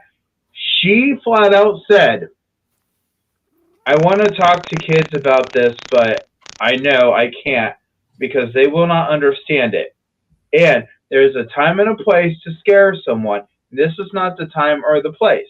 And she somebody was watching her years ago cutting something, and they said, "What are you doing?" And she goes, "I just want to chase people, but I can't, and it's not the time or the place to do it." As she had a little pair of scissors, so that brought up a whole discussion of we gotta talk to the parent, and it's like the teacher's like, "No, we don't. Trust me, she's right." So we got called in for it just because my daughter said there's a time and a place to chase people because she has a giant pair of scissors at the field, and when I say a giant pair, it is Spencer's edition. That's like freaking A big. Oh, dude, that reminds me of that video game Clock Tower where the whole adversary is like he's like this short killer, like serial killer guy, but he's got a pair of scissors that's like bigger than him, and he just goes. That was pretty much Raven. I mean that's what she likes to do, and now she loves being in the field with us, but she is a little kid and she still cannot fight people are sleep. just born haunters, man. Yeah, she can't fight sleep. As soon as she gets to a point where she's like, "I'm tired, bye," just like, where'd she go? She went to bed. When I was growing up, the corn maze, and we found this little thing just laying there with a giant pair of scissors. I don't know. She was snoring to wake the dead. It'd be funny. It'd be funny if she did it dressed as the girl from Tangled. Huh. Oh my gosh, that is her favorite princess, by the way, Rapunzel. Rapunzel, yeah, it's like she dressed as like a fucked up like horror Rapunzel, but with the scissors. That'd be So I think your hair to make mine grow. Getting back to the whole vocal thing, Raz, I know that at the end of the season, when my voice is shot, my voice actually gets a lot deeper than it usually is, and I have like no high range whatsoever.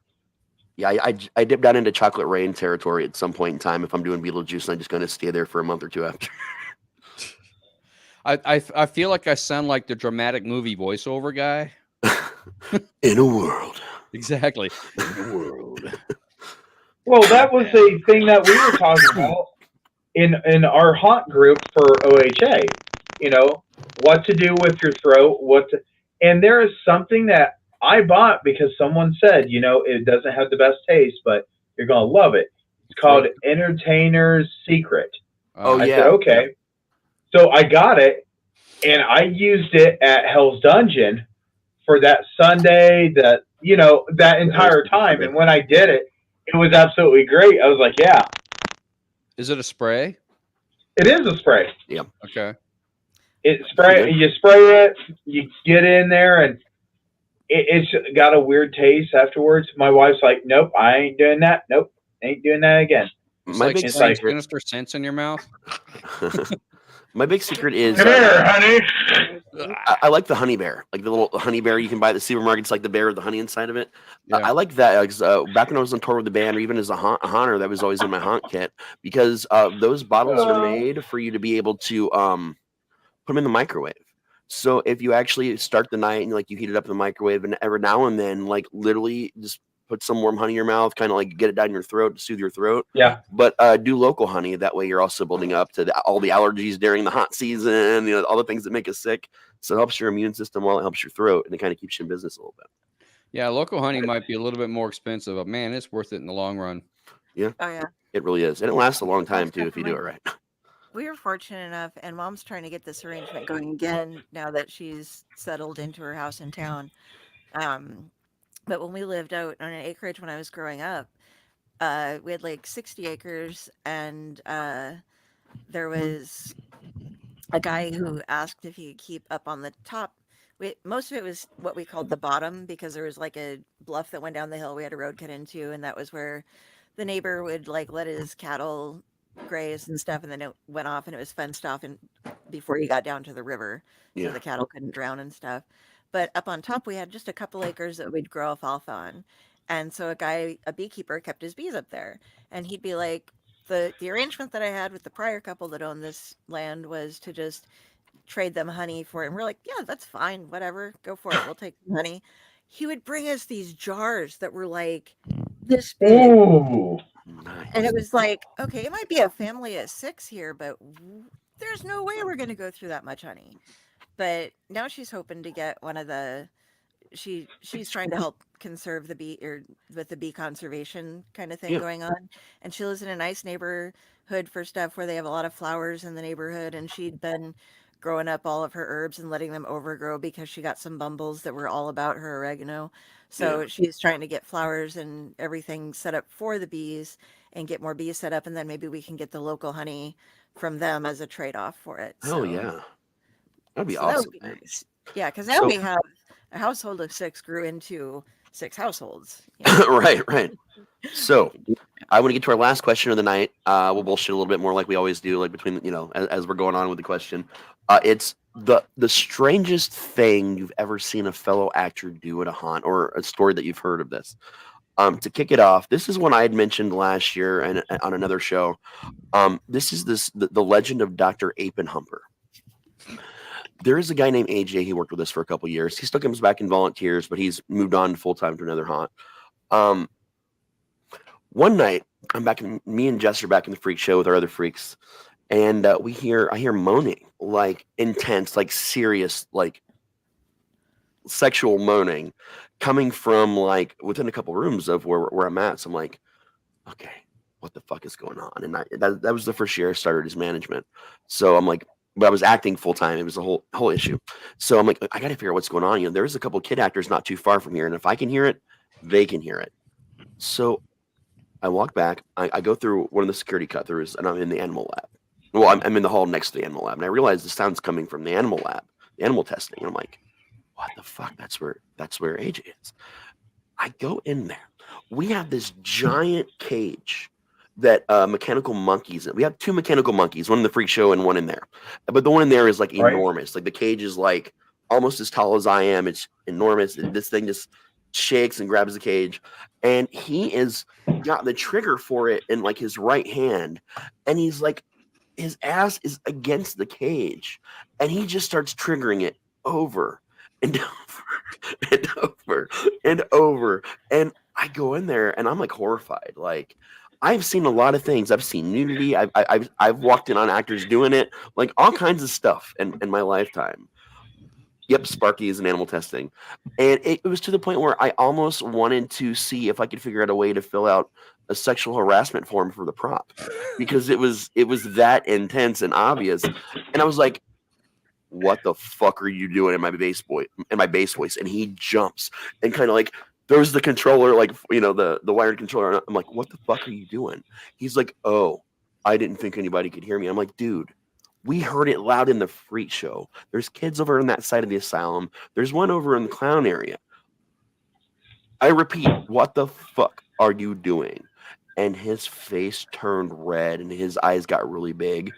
And he would not speak to anyone for the rest of the night. So then what do? I go on a show and I talk about it. I pass it around the haunt. I tell Fred about it. Fred and Sean that year wanted me to give him an award for that and talk about it at the actual banquet. I didn't do it. Like, AJ's a good actor. He really is. He's a good actor. He's just one of those actors that you also just, You gotta watch. You got to steer clear sometimes, but he's a good actor. He's a good kid when he wants to be. It was just that moment was the moment that I was just like, okay, I got to be done with age. I can't anymore, man. I just can't do it. But and after that, and to this day, when he shows up to volunteer, we all still call him Dr. Apenumper. And that is, like I said, of all the weird things I've seen, that is the weirdest. Okay, I've been at your haunt so much that I know what you're talking about. I don't know this AJ, but oh my gosh.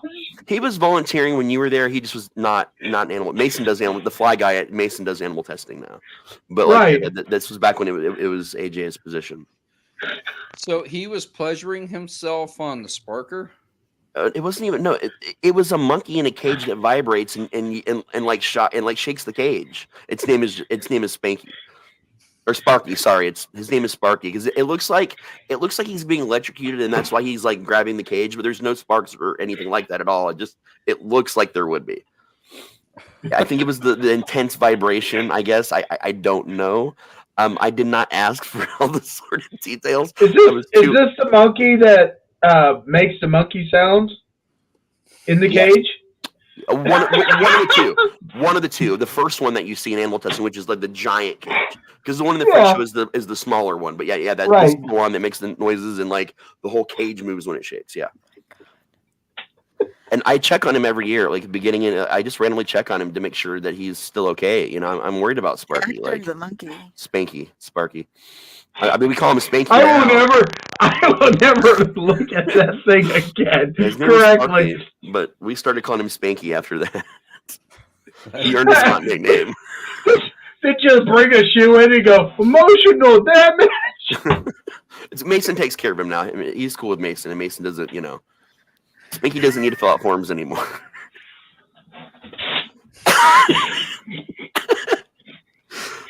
So, Jenny, any odd haunt stories you've heard or seen or been a part of? I think the one that still sticks in my head for really good acting is when you were telling us about the guy had went outside and he saw all the beer bottles and then he walks back inside and he acts drunk so well that you all had thought that he actually was. Dude. Yeah, so he was in the firewood section on my Mama Firewood's back porch on a night that Amy couldn't be there. And he was literally, there was like, it's Mama's moonshine container and stuff like that. It's part of the whole scene. It wasn't even outside. It was in the scene. And we're getting reports up front last year, like, hey, there's this guy, he's being dangerous. He's drunk. Like the rumor passes through the whole haunt. And me and Sean went in to get him and we get him out in the security path lanes to get him out of the haunt. And suddenly he's not slurring his speech anymore. He stands up straight. He's walking normal. It was like a switch. And everybody was so convinced they were drunk that there were suddenly rumors that he was pounding shots on the rail. The rail is only like that big, like a shot glass couldn't even fit on the rail. It would overhang the rail. But there was like this whole legend about this guy, about the drunk Firewood, who was not even ever drunk. He was just, that good at pretending. That's still a legend at the He's not with us anymore, but he was a hell of a guy, man. Del, any stories that you have heard? It's like weird shit. I've only worked at one haunt, and it was because I can't work on the inside of the haunts around here, at least, because they're all in strobe lights. Yeah. So I worked the I got to work the gift shop at the end, so I got to see all the people coming out just shaken and kind of flipping out, and some of them would want to hang around and try to buy something, and the rest were just like bolting for the door to try to get out. But what was fun for me was the part where everybody hung out as a family, and that was really cool. But going up and seeing the board that would get ever bigger, that was on how many people wet themselves, how many people shat themselves, and the best quotes and stuff that people would have up. Like, this guy, like, I've never heard this combination of swear words before. And, like, guy was 6'5", built like a linebacker, screaming like a bitch. With this was his, like, help your only son, fuck, and just little things. That was my favorite, because I didn't know that they did that, but like getting to see it that happens, and then talking to other people. Oh yeah, we do that at every haunt, and it was like, oh yeah. That. So I haven't seen a board since like but mid 2000 something was the last time I saw a board up at a haunt. oh, the boards are fun for me. Hearing I about have my it own from the private board at people. home. People What got about you?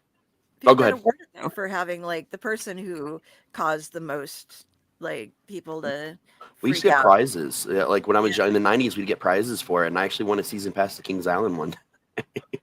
Oh, we gave Oh out my gosh. cheaper things like you got a free pair of contacts or something like that to order through the company. Well, But for the prizes and giveaways, it was like 5 or 6 haunts coming together to compare the boards, and like so all the haunts were kind of chipping in for like the grand prize kind of thing. The haunt that I used to work for, like my first haunt, that was back when haunts gave a shit about each other and they all helped each other and did things together, and which is it's starting to come back in Ohio now. Like that's something that's starting to come back, which is really important to us at Hell's Dungeon and a lot of other haunts, like just the haunt interactivity. Of course, the Ohio Haunters Association really pulling things back together I'm these last working couple really years. hard on that. Like it's the community is coming back to the Ohio haunt industry, and that's what we've been missing. We're the best and biggest industry for a reason, and community has always been a big part as to why we're the biggest of the haunt industry in the world, actually, and not even just the United States. Yeah, we do. But it's something that we really care about, and to see that coming back and so many people being on board with it, and like always finding ways to expand and make the community bigger and get everybody working together again. I mean, when I can look at my haunt and I can see giant props from other haunts that have been donated to us and things of ours in their haunts and sharing actors, like it makes me feel like it was in the 90s. Like this is home, this is family, and that's what I'm about for sure. So what Our about you, haunt's Ron? got Go ahead. our haunt's got like little different things from other haunts that our friend haunts, like Haunt Town Hall has got a head and it has the HTH on it. Grandma's got wristbands on her that is from Hell's Dungeon on her wrist, and I don't have anything from Carnage yet. I'm sure I'll steal. I mean, I'm sure I'll acquire something. Just tell Mia. Mia's not watching, is she? What about you, Ron? What's the weirdest thing you've seen a fellow actor do? A fellow actor or myself? A fellow actor. Fellow actor. Who's gonna make this easy? I remember watching myself in the mirror. No, I mean, I was. Well, I mean, I guess I could do kind of my own versus what another fellow actor was doing, because it just so happened that the juxtaposition between the two was kind of a coincidence, because neither of us knew what the other was doing. We just happened to be doing the same bit in a different way. So I'm working the hillbilly scene, and we had this deer carcass that it was an actual deer carcass. And it had been taxidermied so we could use it for prop purposes, but half of the deer was missing. The latter half of the deer was missing. So we had taken great stuff and made all of the foam around it and painted it up, make it look like all the guts and everything was dripping out of the midsection of the deer. And we had it laying on a table. So I'm working the hillbilly scene, and I have this little prop hatchet, and I'm standing up against the table, so you can't. And the hatchet is hidden behind the deer carcass, and I'm like pushing against the table, like stuck. It's stuck. I can't get it out. And people are walking through the scene like, "Oh dear God," he's performing sodomistic acts on this deer carcass. And then I pull the hatchet up and I say, my axe was stuck in the deer. I couldn't get it out. And people just burst out laughing. Well, at the same time, there's another guy over in our doctor's scene, and he has this skull or this severed head, and he's holding it down at his crotch level with a pair of pliers. It's like, come on, get out. And he's like, I got it. I pulled the tooth.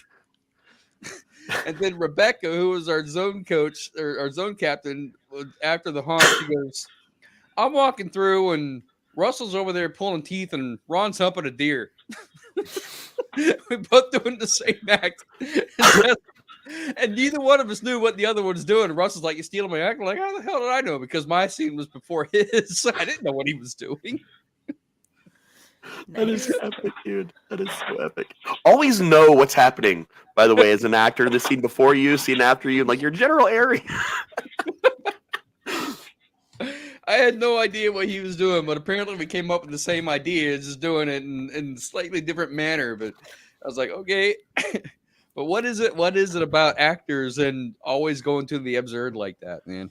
You know, there is over at the Haunted Hoochie in Columbus, there is a character. The prop is a chicken, but like the way the prop works is it's kind of strapped around his waist, and this character is literally the chicken fucker because he goes like this and dances around, and that chicken just flops around everywhere. It's one of the most messed up things I've ever seen, but it's worth the price of admission. I mean, the whole haunt's worth the price of admission, but just that one character. I've got that scene from Devil's Rejects going through my head. It's like that, but he's got a chicken. He's stuck in a chicken, basically. Yeah. I went there one time and I had one of those big guys that had a strap on come flying at me, and it's like smacking left and right. He's like, "Come here!" And I'm like, no, I'm good. I still couldn't walk that well when we went through this year. And I went through with Michelle and the kids, and I will always forever call them the kids, but they're 18 and up now. And I kept getting abducted. Like there was a nun character that was a queue line actor. Well, she saw that I had a disability, that I was on a cane, and wanted to walk through behind us, but she didn't tell us that until after, like why she was walking through. Well, she has a riding crop, and she's hitting me with it, like full on, like I can hear the smack. But if you guys at home don't know this, I've got severe nerve damage. I couldn't feel it. And she kept hitting me harder and harder with it, thinking that she just wasn't putting much into it. And afterwards, I had to tell her, I was like, were you hitting me with the riding crop? Because I looked at her, I saw all these marks on her. She's like, yeah. She's like, I just thought maybe I was, weaker than I thought. I was like, no, I've got nerve damage. And she had me lift up my shirt, and it was bad. She's like, I'm like, no, you're okay. It's fine. But I kept getting abducted into every scene. So like my whole family was just leaving me behind, and here I was stuck with people. The best part of being stuck with people is at one point in time, I get distracted by the chicken fucker. Then I turn around and there's a girl like half in the wall coming out of the wall, and her boobs are out, and she just grabs me by the back of my head and like makes me motorboat her, and I just stop. Oh, I mean, and she was attractive, and they were very nice breasts, and I just looked at her. I didn't know how to respond, so I just said, "Thank you." And I just walked away because I didn't know what to say. That reminds me of. I met her later in the line for oh my god, I know the name of the haunt. My brain is so to the school. Dent. I met her in line at Dent actually when all the Haunters night happened, and like she was in line behind me. She's like, "Didn't I shove your face into my boobs?" I was like, "Yes, and thank you again." We had like a whole conversation about it. I went to Haunted Hotel down in Lexington, Kentucky. This was with a Midwest Haunters group, and we get to this one room within the Haunted Hotel, and it's a hotel room set up like a bedroom. There's a bed in there and all that. And there's this girl, very attractive girl, wearing corset, sexy as all hell. And because I like to look at the set designs and the props and everything that they're using, take in all the detail, I'm usually lagging behind the rest of the group. So it constantly makes me laugh, last in the group because I like to look at all the details. So I'm last in the group, and I enter this room, and this girl grabs me, throws me down on the bed, starts to mount me, and then goes, "That's it. That's all you get." And then she jumps off. I was like, son of a bitch. I mean, blue balls are terrifying. Blue balls, it's other night at the titty club. This is a whole different side of this industry than I was aware of. There's a lot of parts of the on my pants. Soon it will be bathroom time. There's our bit of holiday cheer for the season. So, Kyle, what is the strangest thing you've seen a fellow actor do? That is really hard because I've seen so many weird things. That's what she said. Yeah. That's my one for the month. Okay. I'll go with Grandpa on this. Okay. The first night of having Grandpa and coming down to Hell's Dungeon on that Sunday. All right. You said, "Hey, we're gonna stick you here, and I start working on stuff. And I was like, okay, well, I can fix this, I can fix that. And I had Grandpa with me. And I took Grandpa with me, and then I was like, you know what? I went and did the queue line and this and that, and everybody was excited to have me there. And then I was like, you know what? I haven't seen what they've changed in the haunt. I know right here is basically the beginning section here. Then you have this, and that's where I was. And I was like, okay, well, I'm just going to go through. So I'm going through, and these characters are just coming after me. And all I'm doing is I'm handing them Grandpa. And they're just like set off. So damn confused. And then I get up into the hillbilly section, and this one said, "Is it edible?" I said, "I do believe." It goes, "Okay." Yep, and that's my weird ass daughter. And she's just like, "What is that?" I said, "It's Grandpa." And she goes, "Who are you?" And I was like, "I don't even work here." I kept on walking. And I'm handing it out. And she came and jumped at me again. And she was like, ah! And she's trying to say something. And she's like, the entire time. She came out later. Before she actually met you afterwards, like, you know, because you did at the end of the night. She's like, "I think I ate some dead person's ashes." She was like, "That's serious." And then she saw you in there with the meeting, and she calmed down about it. She was fine after. So Grandpa is an urn? Oh yeah, Grandpa's in an urn. Okay, Yeah, like, Grandpa's ashes. I So you missed this. So Brooklyn ate them. Matt snorted them in the queue line, and all I saw was him run out and vomit in the trash can and go, "I snorted Grandpa." And he just went back. We had four actors at the haunt that interacted in some way, like wrongly, with the ashes, and he gave them awards of their own cousins with ashes and little urns at our award ceremony. But her so bad in my her life. reaction was just like, she was trying to do her own thing, and she's trying to clear out her mouth, and she's like, and she's my kid, so she won't break character. She'll do it. Like, she'll make it. No, she was like, she wasn't broken. She was like, and I was like, just keep on walking. And I was like, I like this. This was really done well. And she goes, "What was that?" And she goes, "My cooking's so much better than that." I said, "Yeah, probably." It's not. She just, her face was just like, not breaking, but she was just like, "What the hell did you give me? Cat litter?" Weird shit happens in the dungeon a lot. The problem is that everything is edible. Some things are only edible once. Yes. So, well, okay. So what Grandpa is made out of is decorative black sand, gray sand, and very fine white tree ash that you mix all together in an urn. When you open it up, the tree ash comes out, and it just kind of gives an eerie look. Or you pour it out, and this is what she was like, "Oh yeah," and she thought she was hot shit till she's like, "The hell is that?" Mm-hmm. And you know what? I will say, and I made the comment when later on I said, "Fred, I tried my hardest to break your characters, and there was some of them just could not break. And I'm very proud of that fact." And he goes, see, another haunter from another haunt has actually realized that you guys are that good. And her face was staring at me like, "You're a dick." Did you know they actually make edible ashes? I just looked this up real quick because I heard somebody say something about it. It's like a culinary thing. They just edible ash. And one of the things you can buy, and it's not too terribly expensive, It's called vegetable salt ash. It's used to like spice up dishes and stuff, but it legit looks like human remain ashes. See, Well, that's the thing.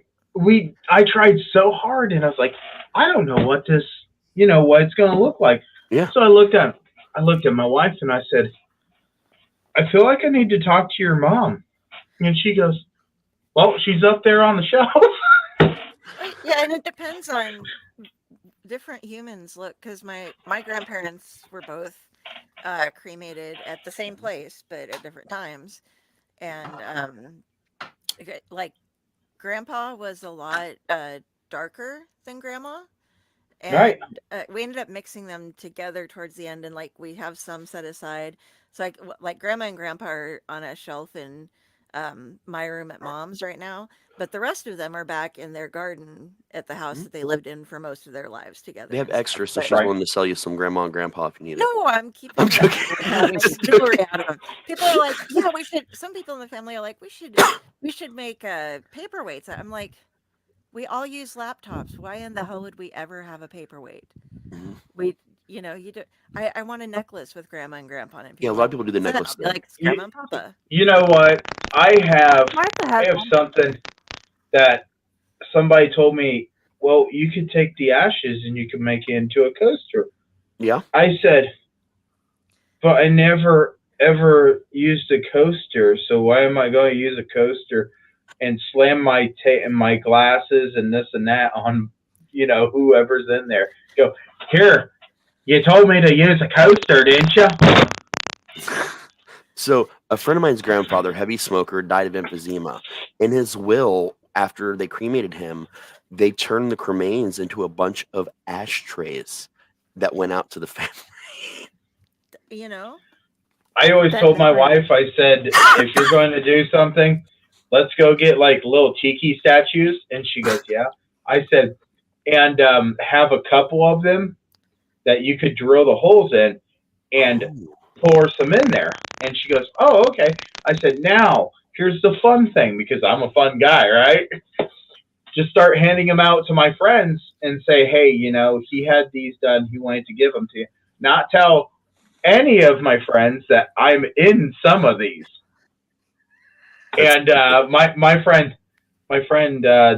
was laughing at me about something, and I told him, I said, "What? Just wait until you get a tiki."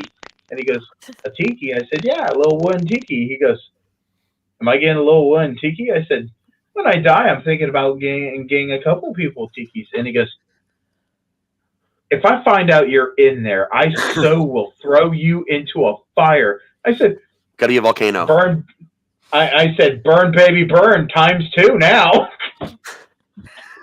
Okay, now I'm thinking. And one burning just isn't enough. Nah, just put my skull inside a bowling ball. Fuck lawn gnomes. She's a garden gnome. Fuck garden gnomes, man. Dude, I have a coworker, and I call him where's the damn garden gnome? Call him garden gnome all the time. I had an incident involving a lot of drugs and a car chase and some other shit that turned out very badly for me with lawn gnomes. So I'm still somewhat not trusting of them. So what you're saying is, somewhere in Hell's Dungeon, I need to put a zombie garden gnome. That'd be hilarious. That would be absolutely fucking hilarious. And I'm not telling anybody. I'm just going to sneak him in there. We are building a graveyard for next year. The giant, huge fucking graveyard with mausoleums and shit. So that would be a good place for it. Are you taking a note from Carnage? A little bit, but not the same. It's very different. And that's one of the things. We're redoing a lot of things actually next year. That's one of the things I will say. We don't steal something from someone. We take it, we model it, and we make it our own. There is not a single thing that we can take and just put into something from one taunt to another. There's not a single scene that will be exactly the same.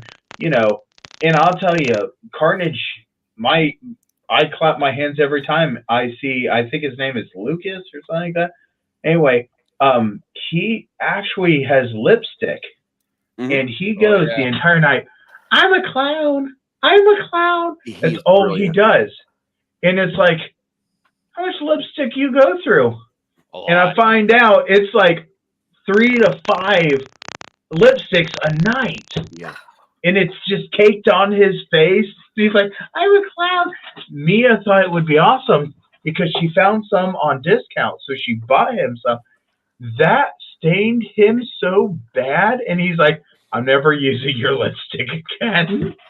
I was gonna say that this stuff that I use is like the stay on long stuff, so I don't have to put it on as frequently. I have Right? 2 of those, and I get the makeup wipes. I don't really wear makeup other than the lipstick, and just wiping it off, and then I have to add soap to it too, and I'll get smears, and it's like it's harder than hell. Oh, he has to be stained like mad putting on So lipstick all there night. is a type of lipstick he uses, and it comes off. Yeah. Now, he used someone else's, which was Mia's, and he's like, oh, okay. That one night of him using it, that was enough that he went the rest of the haunt season not being able to get that off of his lips. And he goes and he said, the questions I got when I went to work, like my legit job, what happened to you? I don't want to talk about it. Right. You should have yeah. gotten the Mark Wahlberg. I'm in a band. But you hit the nail on the head. Like most haunts, the community-based haunts, ones that actually care about each other, we don't rip each other off. We inspire each other to, Right. with So many ideas. themes that you can do in a haunt. It's Yeah. a lot of a lot of people have the same themes. Your Yeah. laboratory, your asylum, your this, your that, and everything. Yeah, they're else. classic scenes that are It's expected. a matter of what can you do to make it different than what everybody else is doing. You expect to see the same things, but everybody else is going to do it slightly differently. So. It's like art. Every picture's been painted, every song's been sung, every movie's been made, every book's been written. It's just the arrangement that's different. I mean, you will get the haunts that see that some other haunts are, getting a little bit more notice than they are, so they will actually directly copy and rip off. Like that. Unfortunately, that's a part of our industry. That's something that does happen. And that's the thing with mine being as small as it is, this and that. And I am the worst critic on my haunt. If you ever talk to me, mine is small. It's not in the same categories. It's not this and that. You heard it right here, ladies. This is small. And I will talk to you, tell you guys this constantly over and over again. And then all of a sudden I get compared to a haunt that's down in Dayton that, hey, you're so much better than this haunt. Well, I know what you're talking about. Yeah. It's not us, it's by like, the way. no. It's like, well, how the hell did that happen? And the thing is, our price is so low, and people like coming to us after they realize that we donate our money. Mm-hmm. And it's been going in a wonderful uprising trend, except for this last year that we got rained out and we had to shut down early a couple of nights. Yeah. And that does affect ours. But as soon as it shuts down, it's like, well, kids, sorry, we're shut down, and next words out of their mouth. So which haunt are we going to go act at? Well, we're going to Lafayette tonight. Yep. So my first 5 years was Audit Trail. I remember those days, man. So we go to Lafayette and we guest act there, and that's when my haunters are realizing that they don't have to always play their characters, and they can do this and this and this. My character is just so freaking aggressive that you know how aggressive, and you haven't even seen him fully because he's got restriction at your haunt. Yeah, but safety restrictions. Safety restrictions. My bad. Oh. Is it DJ or JD that works at Hell's Dungeon? DJ. Security? Yeah. DJ. Yep. Yeah. So he met the Olsen twins because I have him in my bag, and I said, come here. He goes, what? I said, come here. He goes, what? I said, I want to introduce you to the Olsen twins. And he goes, okay. So we go in this room where my bag is. I said, okay, this is the Olsen twins. I pulled them out and made them sing. Explain what everybody at home what the Olsen twins are. Yeah. All right. So the Olsen twins are two machetes, and they're kind of old school machetes, and they are steel, and I pull them back to back. Mine's straight back. Yeah, but mine are straight back. And when you pull them apart, they make a beautiful metallic sound. And I tell everybody that they are singing. Well, when everybody talks about the Olsen twins, and they know I call them the Olsen twins, they ask them, why you call them the Olsen twins? I said, because they can destroy your career as much as they can destroy their own. And that was just the whole thing, I've always called them the Olsen twins, and, I can't find machetes like that anymore. They're so hard to find. Yep. But when I pulled them apart in front of him, he heard that sound and he goes, "No, you put them back in that bag." So the entire time, every time I'd see him and go, "Hey, you want to go see Olsen twins?" "No, you keep them twins away because we ain't dealing with that." DJ's so awesome, man. He goes, "Fred, no, you got them?" I said, "Fred knows about them." And he goes, "Is that why they're in the bag?" I said, "Yeah." And he goes, no. And that's the thing, my character, the one thing I'm going to add onto my character for your guys' haunt is going to be a pair of pliers. Because does anybody have face piercings? Anybody know? Okay. Do we understand how face piercings are? If they're in the nose, they have a little curl on the end. You stick it in and you twist it around and pull it like that. Yeah, or the threads, yeah. Or whatever. But the thing is, as soon as you go and you tug on it because you had a mask on or something like that, it hurts. Can you? It's a lot of pain. You get, well, that whoever has had them in knows that pain so much, and it imprints in their head that when I tell them that I'm going to push them down on the ground, take my hand, slam it on their face, and just rip it straight out, that's when everybody just starts cringing and they're like, no. Yeah, you threatened that poor girl with pliers you didn't even have at the haunt unless you had a nervous breakdown. Yeah, and then I told her, I said, "I'll be right back." And she goes, "You need to just leave me alone." And I looked at Sean. I said, "Sean, I need a pair of pliers." And he goes, "What kind of pair of pliers?" I said, "Just give me a pair of pliers. I don't care. They can be good ones, bad ones, whatever." And then all of a sudden he gives me slip lock pliers. And he goes, "I don't know what you need them for." I said, "You'll get them back." So I went after this dating girl, and this girl, and this was backwards night. And she looked at me and she goes,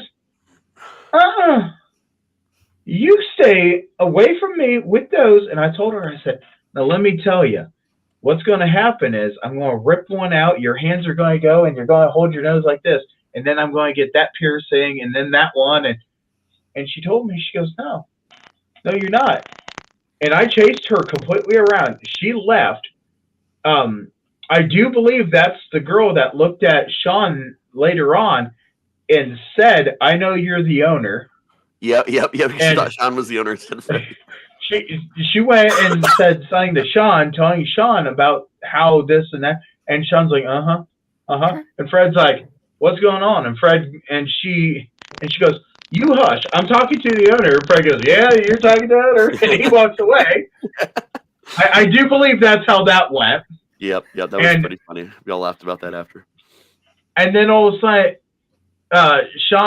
Sean's like, "Well, to be right honest, we've called the cops. They should be here sometime because he doesn't even work here." Yeah. Her face, dude. And then she went shooting up them damn steps because I came around the corner. I was like, "There you are." And she goes, "Nope." And she ran up the steps and Again, I've explained how difficult these and long these steps are. It's not easy to just start up the steps. I've been there once. I've seen the steps. It's like the staircases into the subways in Washington, D.C. They just keep going. Yeah, and it's but your steps straight down too. Like it's it's not a step, break, steps, step, step. Oh no, it's a. There's no landings until you get to all the way to the bottom. It's a nightmare. And, all right, and guys. the thing is, I'm respectable, and I will not chase somebody up steps. Yeah, I can't do it. My body can't chase someone anyway, let alone up steps. I just got to trip someone. I'm going to be faster than them. I just got to kick them in the Well, how do you get people in wheelchairs down there? We don't. So we used to be handicap accessible our first year, and because our elevator worked, our elevator went down, and it costs more to fix the elevator than it does to operate our whole building for an entire year. Wow. So when the elevator went down, and we were only one of 3 companies in the United States that were fully, I mean, even all our ramps and our bridges were all built to, the correct specifications and everything, like legally. And when that went down, it broke our hearts. So when we had to take it away from that, what we do is we do light sensitivity, and we, gear towards other people that have disabilities. We've had blind people come through. We've had deaf people come through. We've had all kinds of people with light sensitivity issues, people with seizure disorders, and we've kind of catered to different people that have different disabilities that haunts usually don't cater to at all, in order to kind of still be part of that community and still help people enjoy things again. But we just changed, since we couldn't be wheelchair. We were actually able to end up making the haunt longer because we were able to, do different paths and not worry about, the width of the aisles and stuff like that, and put in more security measures. So it was a trade-off, and it sucks that we don't have that anymore, but it's what it is. So to wrap things up, because we've been going on for just a tad over 2 hours, we're going to finalize this with just advice you may have to current, like, upcoming haunters or people that are thinking about getting into the haunt industry. We'll go ahead and start with Pyle. Just because it doesn't work doesn't mean that it's not a great idea. Give it a second, keep on trying, and don't just throw it away.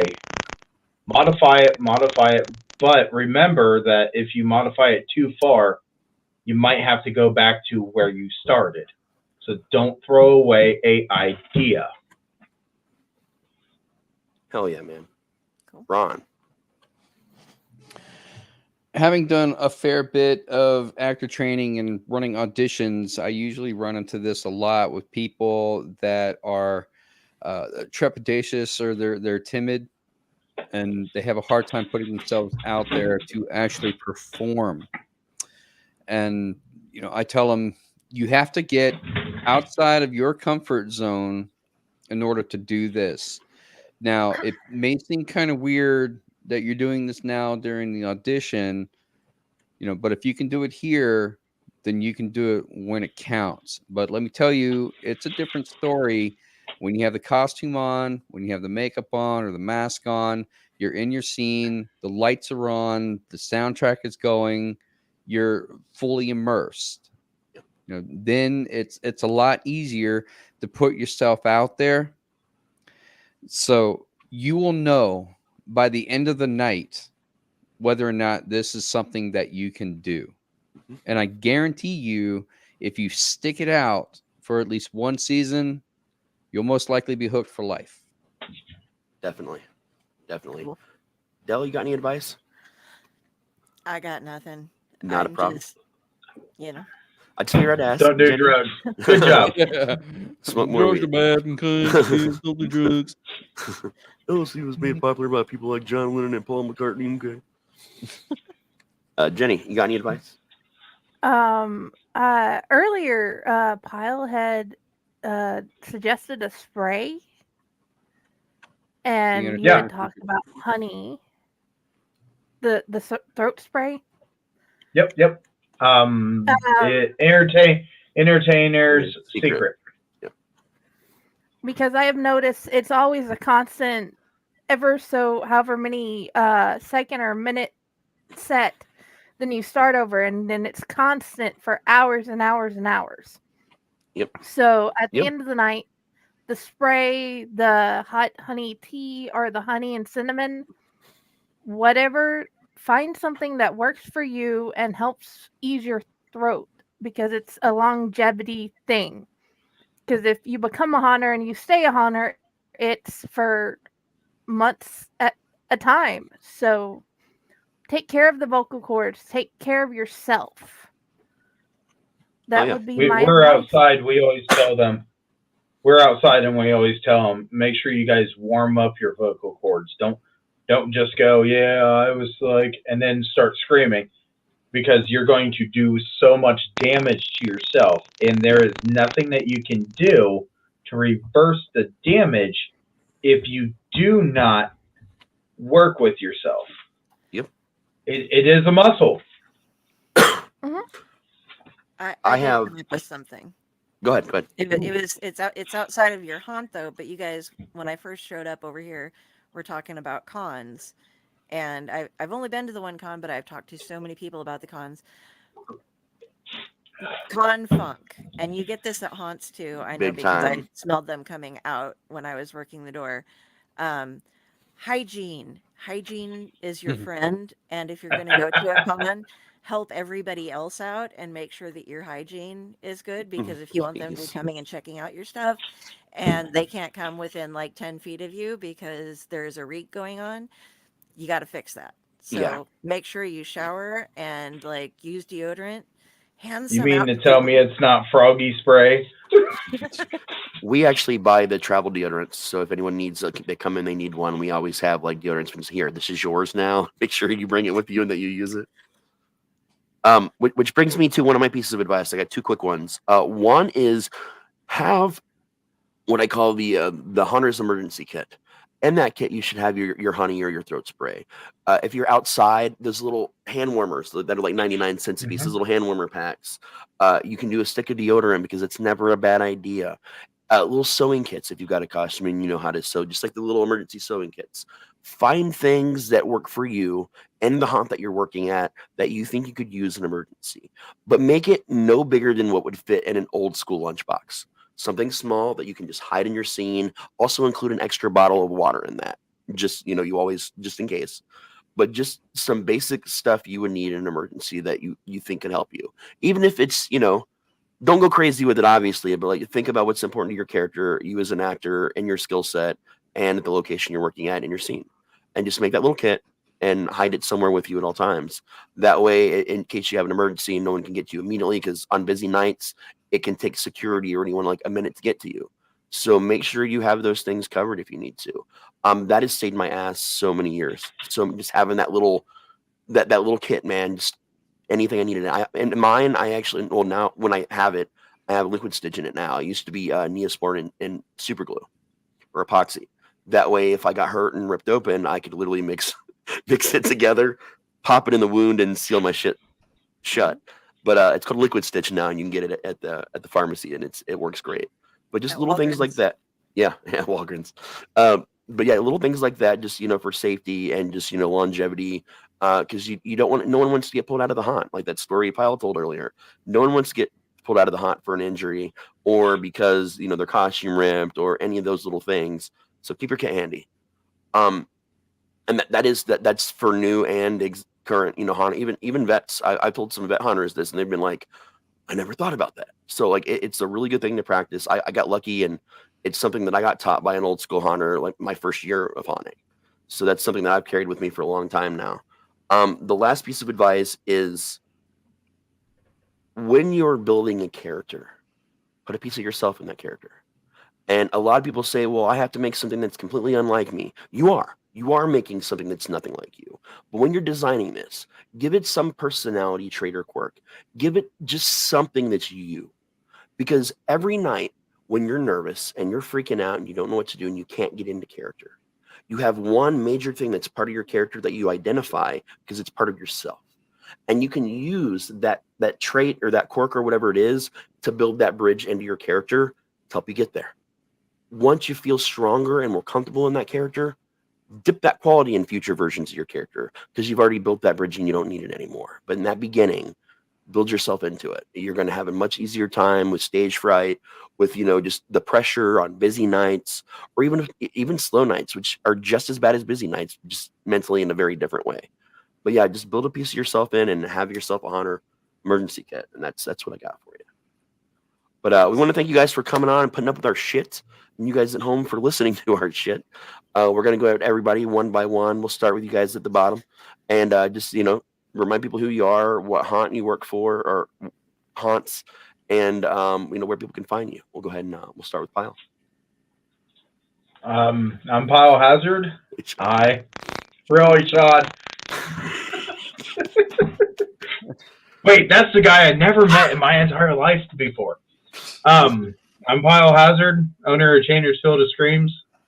I've been blessed last couple of years having friend haunts, and I can go to different haunts, and not only can I build myself, I can also use those haunts to build my volunteers. Hell yeah, man. Where people find you? Like, in general, like social medias, that kind of stuff. Well, if you want to find me, I'm usually at my house down in my no. So you're going to find Chainers on Facebook. That's pretty much what we do. We have a website, but the website's nothing. We come to find out websites don't work for us. You can look us up on Google, Chainers Field of Screams. And you know what? It's Christmas time, so you'll see us doing toy drives. You guys got one coming up, right? Or am I wrong? We just did it on Friday. You just did. Okay. Yeah. So what we're going to do on Thursday and Friday of this week is we're going to go to businesses and pick up the barrels, and those are food and toy barrels that we're picking up. Is there anything anybody can do for you last minute if they're out there and they're wanting to help out? Honestly, if you want to help out, they're all over. If you see somebody ringing a bell and you see a red kettle, put it in there, because it goes and it helps their communities. And I know this because I am actually a person that works with those kettles. I know, right? But I am a person that works with those kettles, and I see what those kettles can do. Nice. Give the kettle ringer a coffee too, because they're cold. Yeah, they're cold as fuck, man. Bring your kettle ringers indoors. It's cold outside. You know what? Most contracts won't let them. I know. That was a shout out to the businesses to get over their own issues. It really sucks because we have so many people that are handicapped and they want to help us. Right. So Ron, you got the floor, man. My name is Ron. You can find me at Backwoods Oddities presents The Last Carnival haunt in Waverly, Ohio. In addition to whatever haunt I end up guest acting at various points throughout the season. I never know what it's going to be from season to season. May end up going back to Blood Prison. Had a lot of fun this past season, so Hell's Dungeon. That again. Yeah, I'd love to come down to Hell's Dungeon. Honestly, I would. I've been there once, just after your second year for an OHA meeting, and I really enjoy the haunt, but I haven't had the opportunity to act there yet. So I would definitely love to be able to do that. Outside of haunting, I am a legit martial artist. I spend a lot of time focusing on martial arts. I teach karate, and I have my own little basement dojo where I practice and teach students that are interested in learning. You can find me here on YouTube under Wolf Sensei or Wolf Dojo. That's Wolf with a W with a U, WULF, and also on TikTok under the same at Wolf Dojo or at Wolf Sensei. Should be able to find me. There's some haunt related stuff on my TikTok. There's none on my YouTube. It's all martial arts related. There's some haunt related stuff on my TikTok, but it is not the majority of my focus. I still try to keep everything mostly martial arts related, in addition to the other usual stupid kind of things that people do on TikTok, dancing in green thongs and whatnot. And also, we haven't officially announced this yet, but we know you guys have seen Ron for a number of our shows now. Ron is the newest official member of the Owl 8 Network. So, round of applause for Ron. We get a Ron. But yeah, Del, where are you from? What are you doing? Where can we find you? Okay. Where am I from? I'm from Hooper, and we go to Walgreens. If you are from Hooper, no, I am here on the Owl 8 Network. You can find me every Sunday, some Mondays, and some Thursdays here. I am also over on the Dorkening Network, and over there you'll find me as Carrie Sanders, Kari, which is also what I write under. Only there's a Lee in the middle, so you can catch me on the Dorkening on Splash Pages. Tomorrow we're going to have John Cientres from the Word Balloon podcast as our guest, and this Sunday this Thursday we are going to be having a special padded cell here on Owlite to make a rather big announcement. So life-changing announcement, yes. Life-changing announcement. So look for me on Facebook under the Carrie Sanders. If you see a crow's avatar, that's where you're going to find me. That's where all the rest of my links are from. You can read the stuff that I've written. You can see all the stuff that I have so much fun with so many people, and I get to meet a lot of great people. So yeah, and you can find me being answered most of the time on my social media by wrong way. Yeah. Where'd she go? Okay. There she is. There's the point. Hi. Yes. Yeah, you can find me on Friday's Library in the Blue Box. My book group is Friday Blues Disorganized Library in the Blue Box. I work with fake horror. I am an owl here. And I also enter people on his stuff, and then sometimes way. they get confused. What do you mean wrong way? Other way. I'm over here. Okay. Right? Which way do we go? He's right there. It's a real labyrinth. He's right there. Up, down, sideways. I don't know where I am either. Where It's you okay. Find Raz. You'll find Raz. And Here's the story about a man. Honestly, me and Dell are the Weasleys. Like you can point at either of us and just be talking about the other, and like we're kind of the same person, so it makes sense. It's all right. Yeah. I just have more hair right now. Yeah, I'm working on growing mine back out. You know, it's a process. Yeah, me too. It's just not growing as fast as I'd like. So yeah, yes. Yeah, oh yeah. You'll know about it before Thursday. I promise you. You'll probably know today. Raz, I just gotta tell you, your announcement, you don't show at all. Yeah. Is it boy or girl? It's a long story. Cryptid.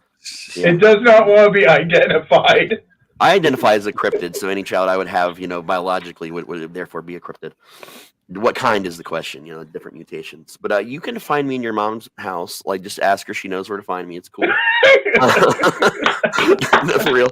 RazTslasher.com, or just type it in, and Jenny will talk to you. Either way. I'm on Snapchat now. I'm pretty easy to find. Just look up RazTslasher. I am now on Animal Crossing New Horizon because we got a Switch, and I don't know why I like stupid games that are pointless when I'm really high. So you can find me there too. That just happened like a couple days ago. I don't know why, but I can't stop building my island. It's really weird and addictive. But yeah, I'm just kind of all over the place. And during haunt season and this Christmas, 15th and 16th, December 15th and 16th before Christmas, you'll find me at the I read the title of this event and I just can't remember it right now. The Christmas Clash, Krampus versus Saint Nick. You'll find me there doing something at Hell's Dungeon in the building. So definitely come out for that. But that's all I got. And again, next episode of Legends by Night, we'll be going to the normal format. We'll be talking to some haunters and some other special guests about different paranormal things. This is like episode 0, right? So the first official episode, which is 2 weeks from tonight, will focus on cryptids. So we'll bring on some haunters and some people that have had some experiences with cryptids. So it'd be a lot of fun, guys. I feel like my son would love that one. Hell yeah. He's got a whole book of cryptids that he got for Christmas last year. Hell yeah, man. We'll talk to you about it for damn sure. But again, thank you guys for being here, and thank you for at home for putting up with our shit. And don't forget to spay and neuter your friends. Don't forget Bye, to guys. spay and neuter your friends.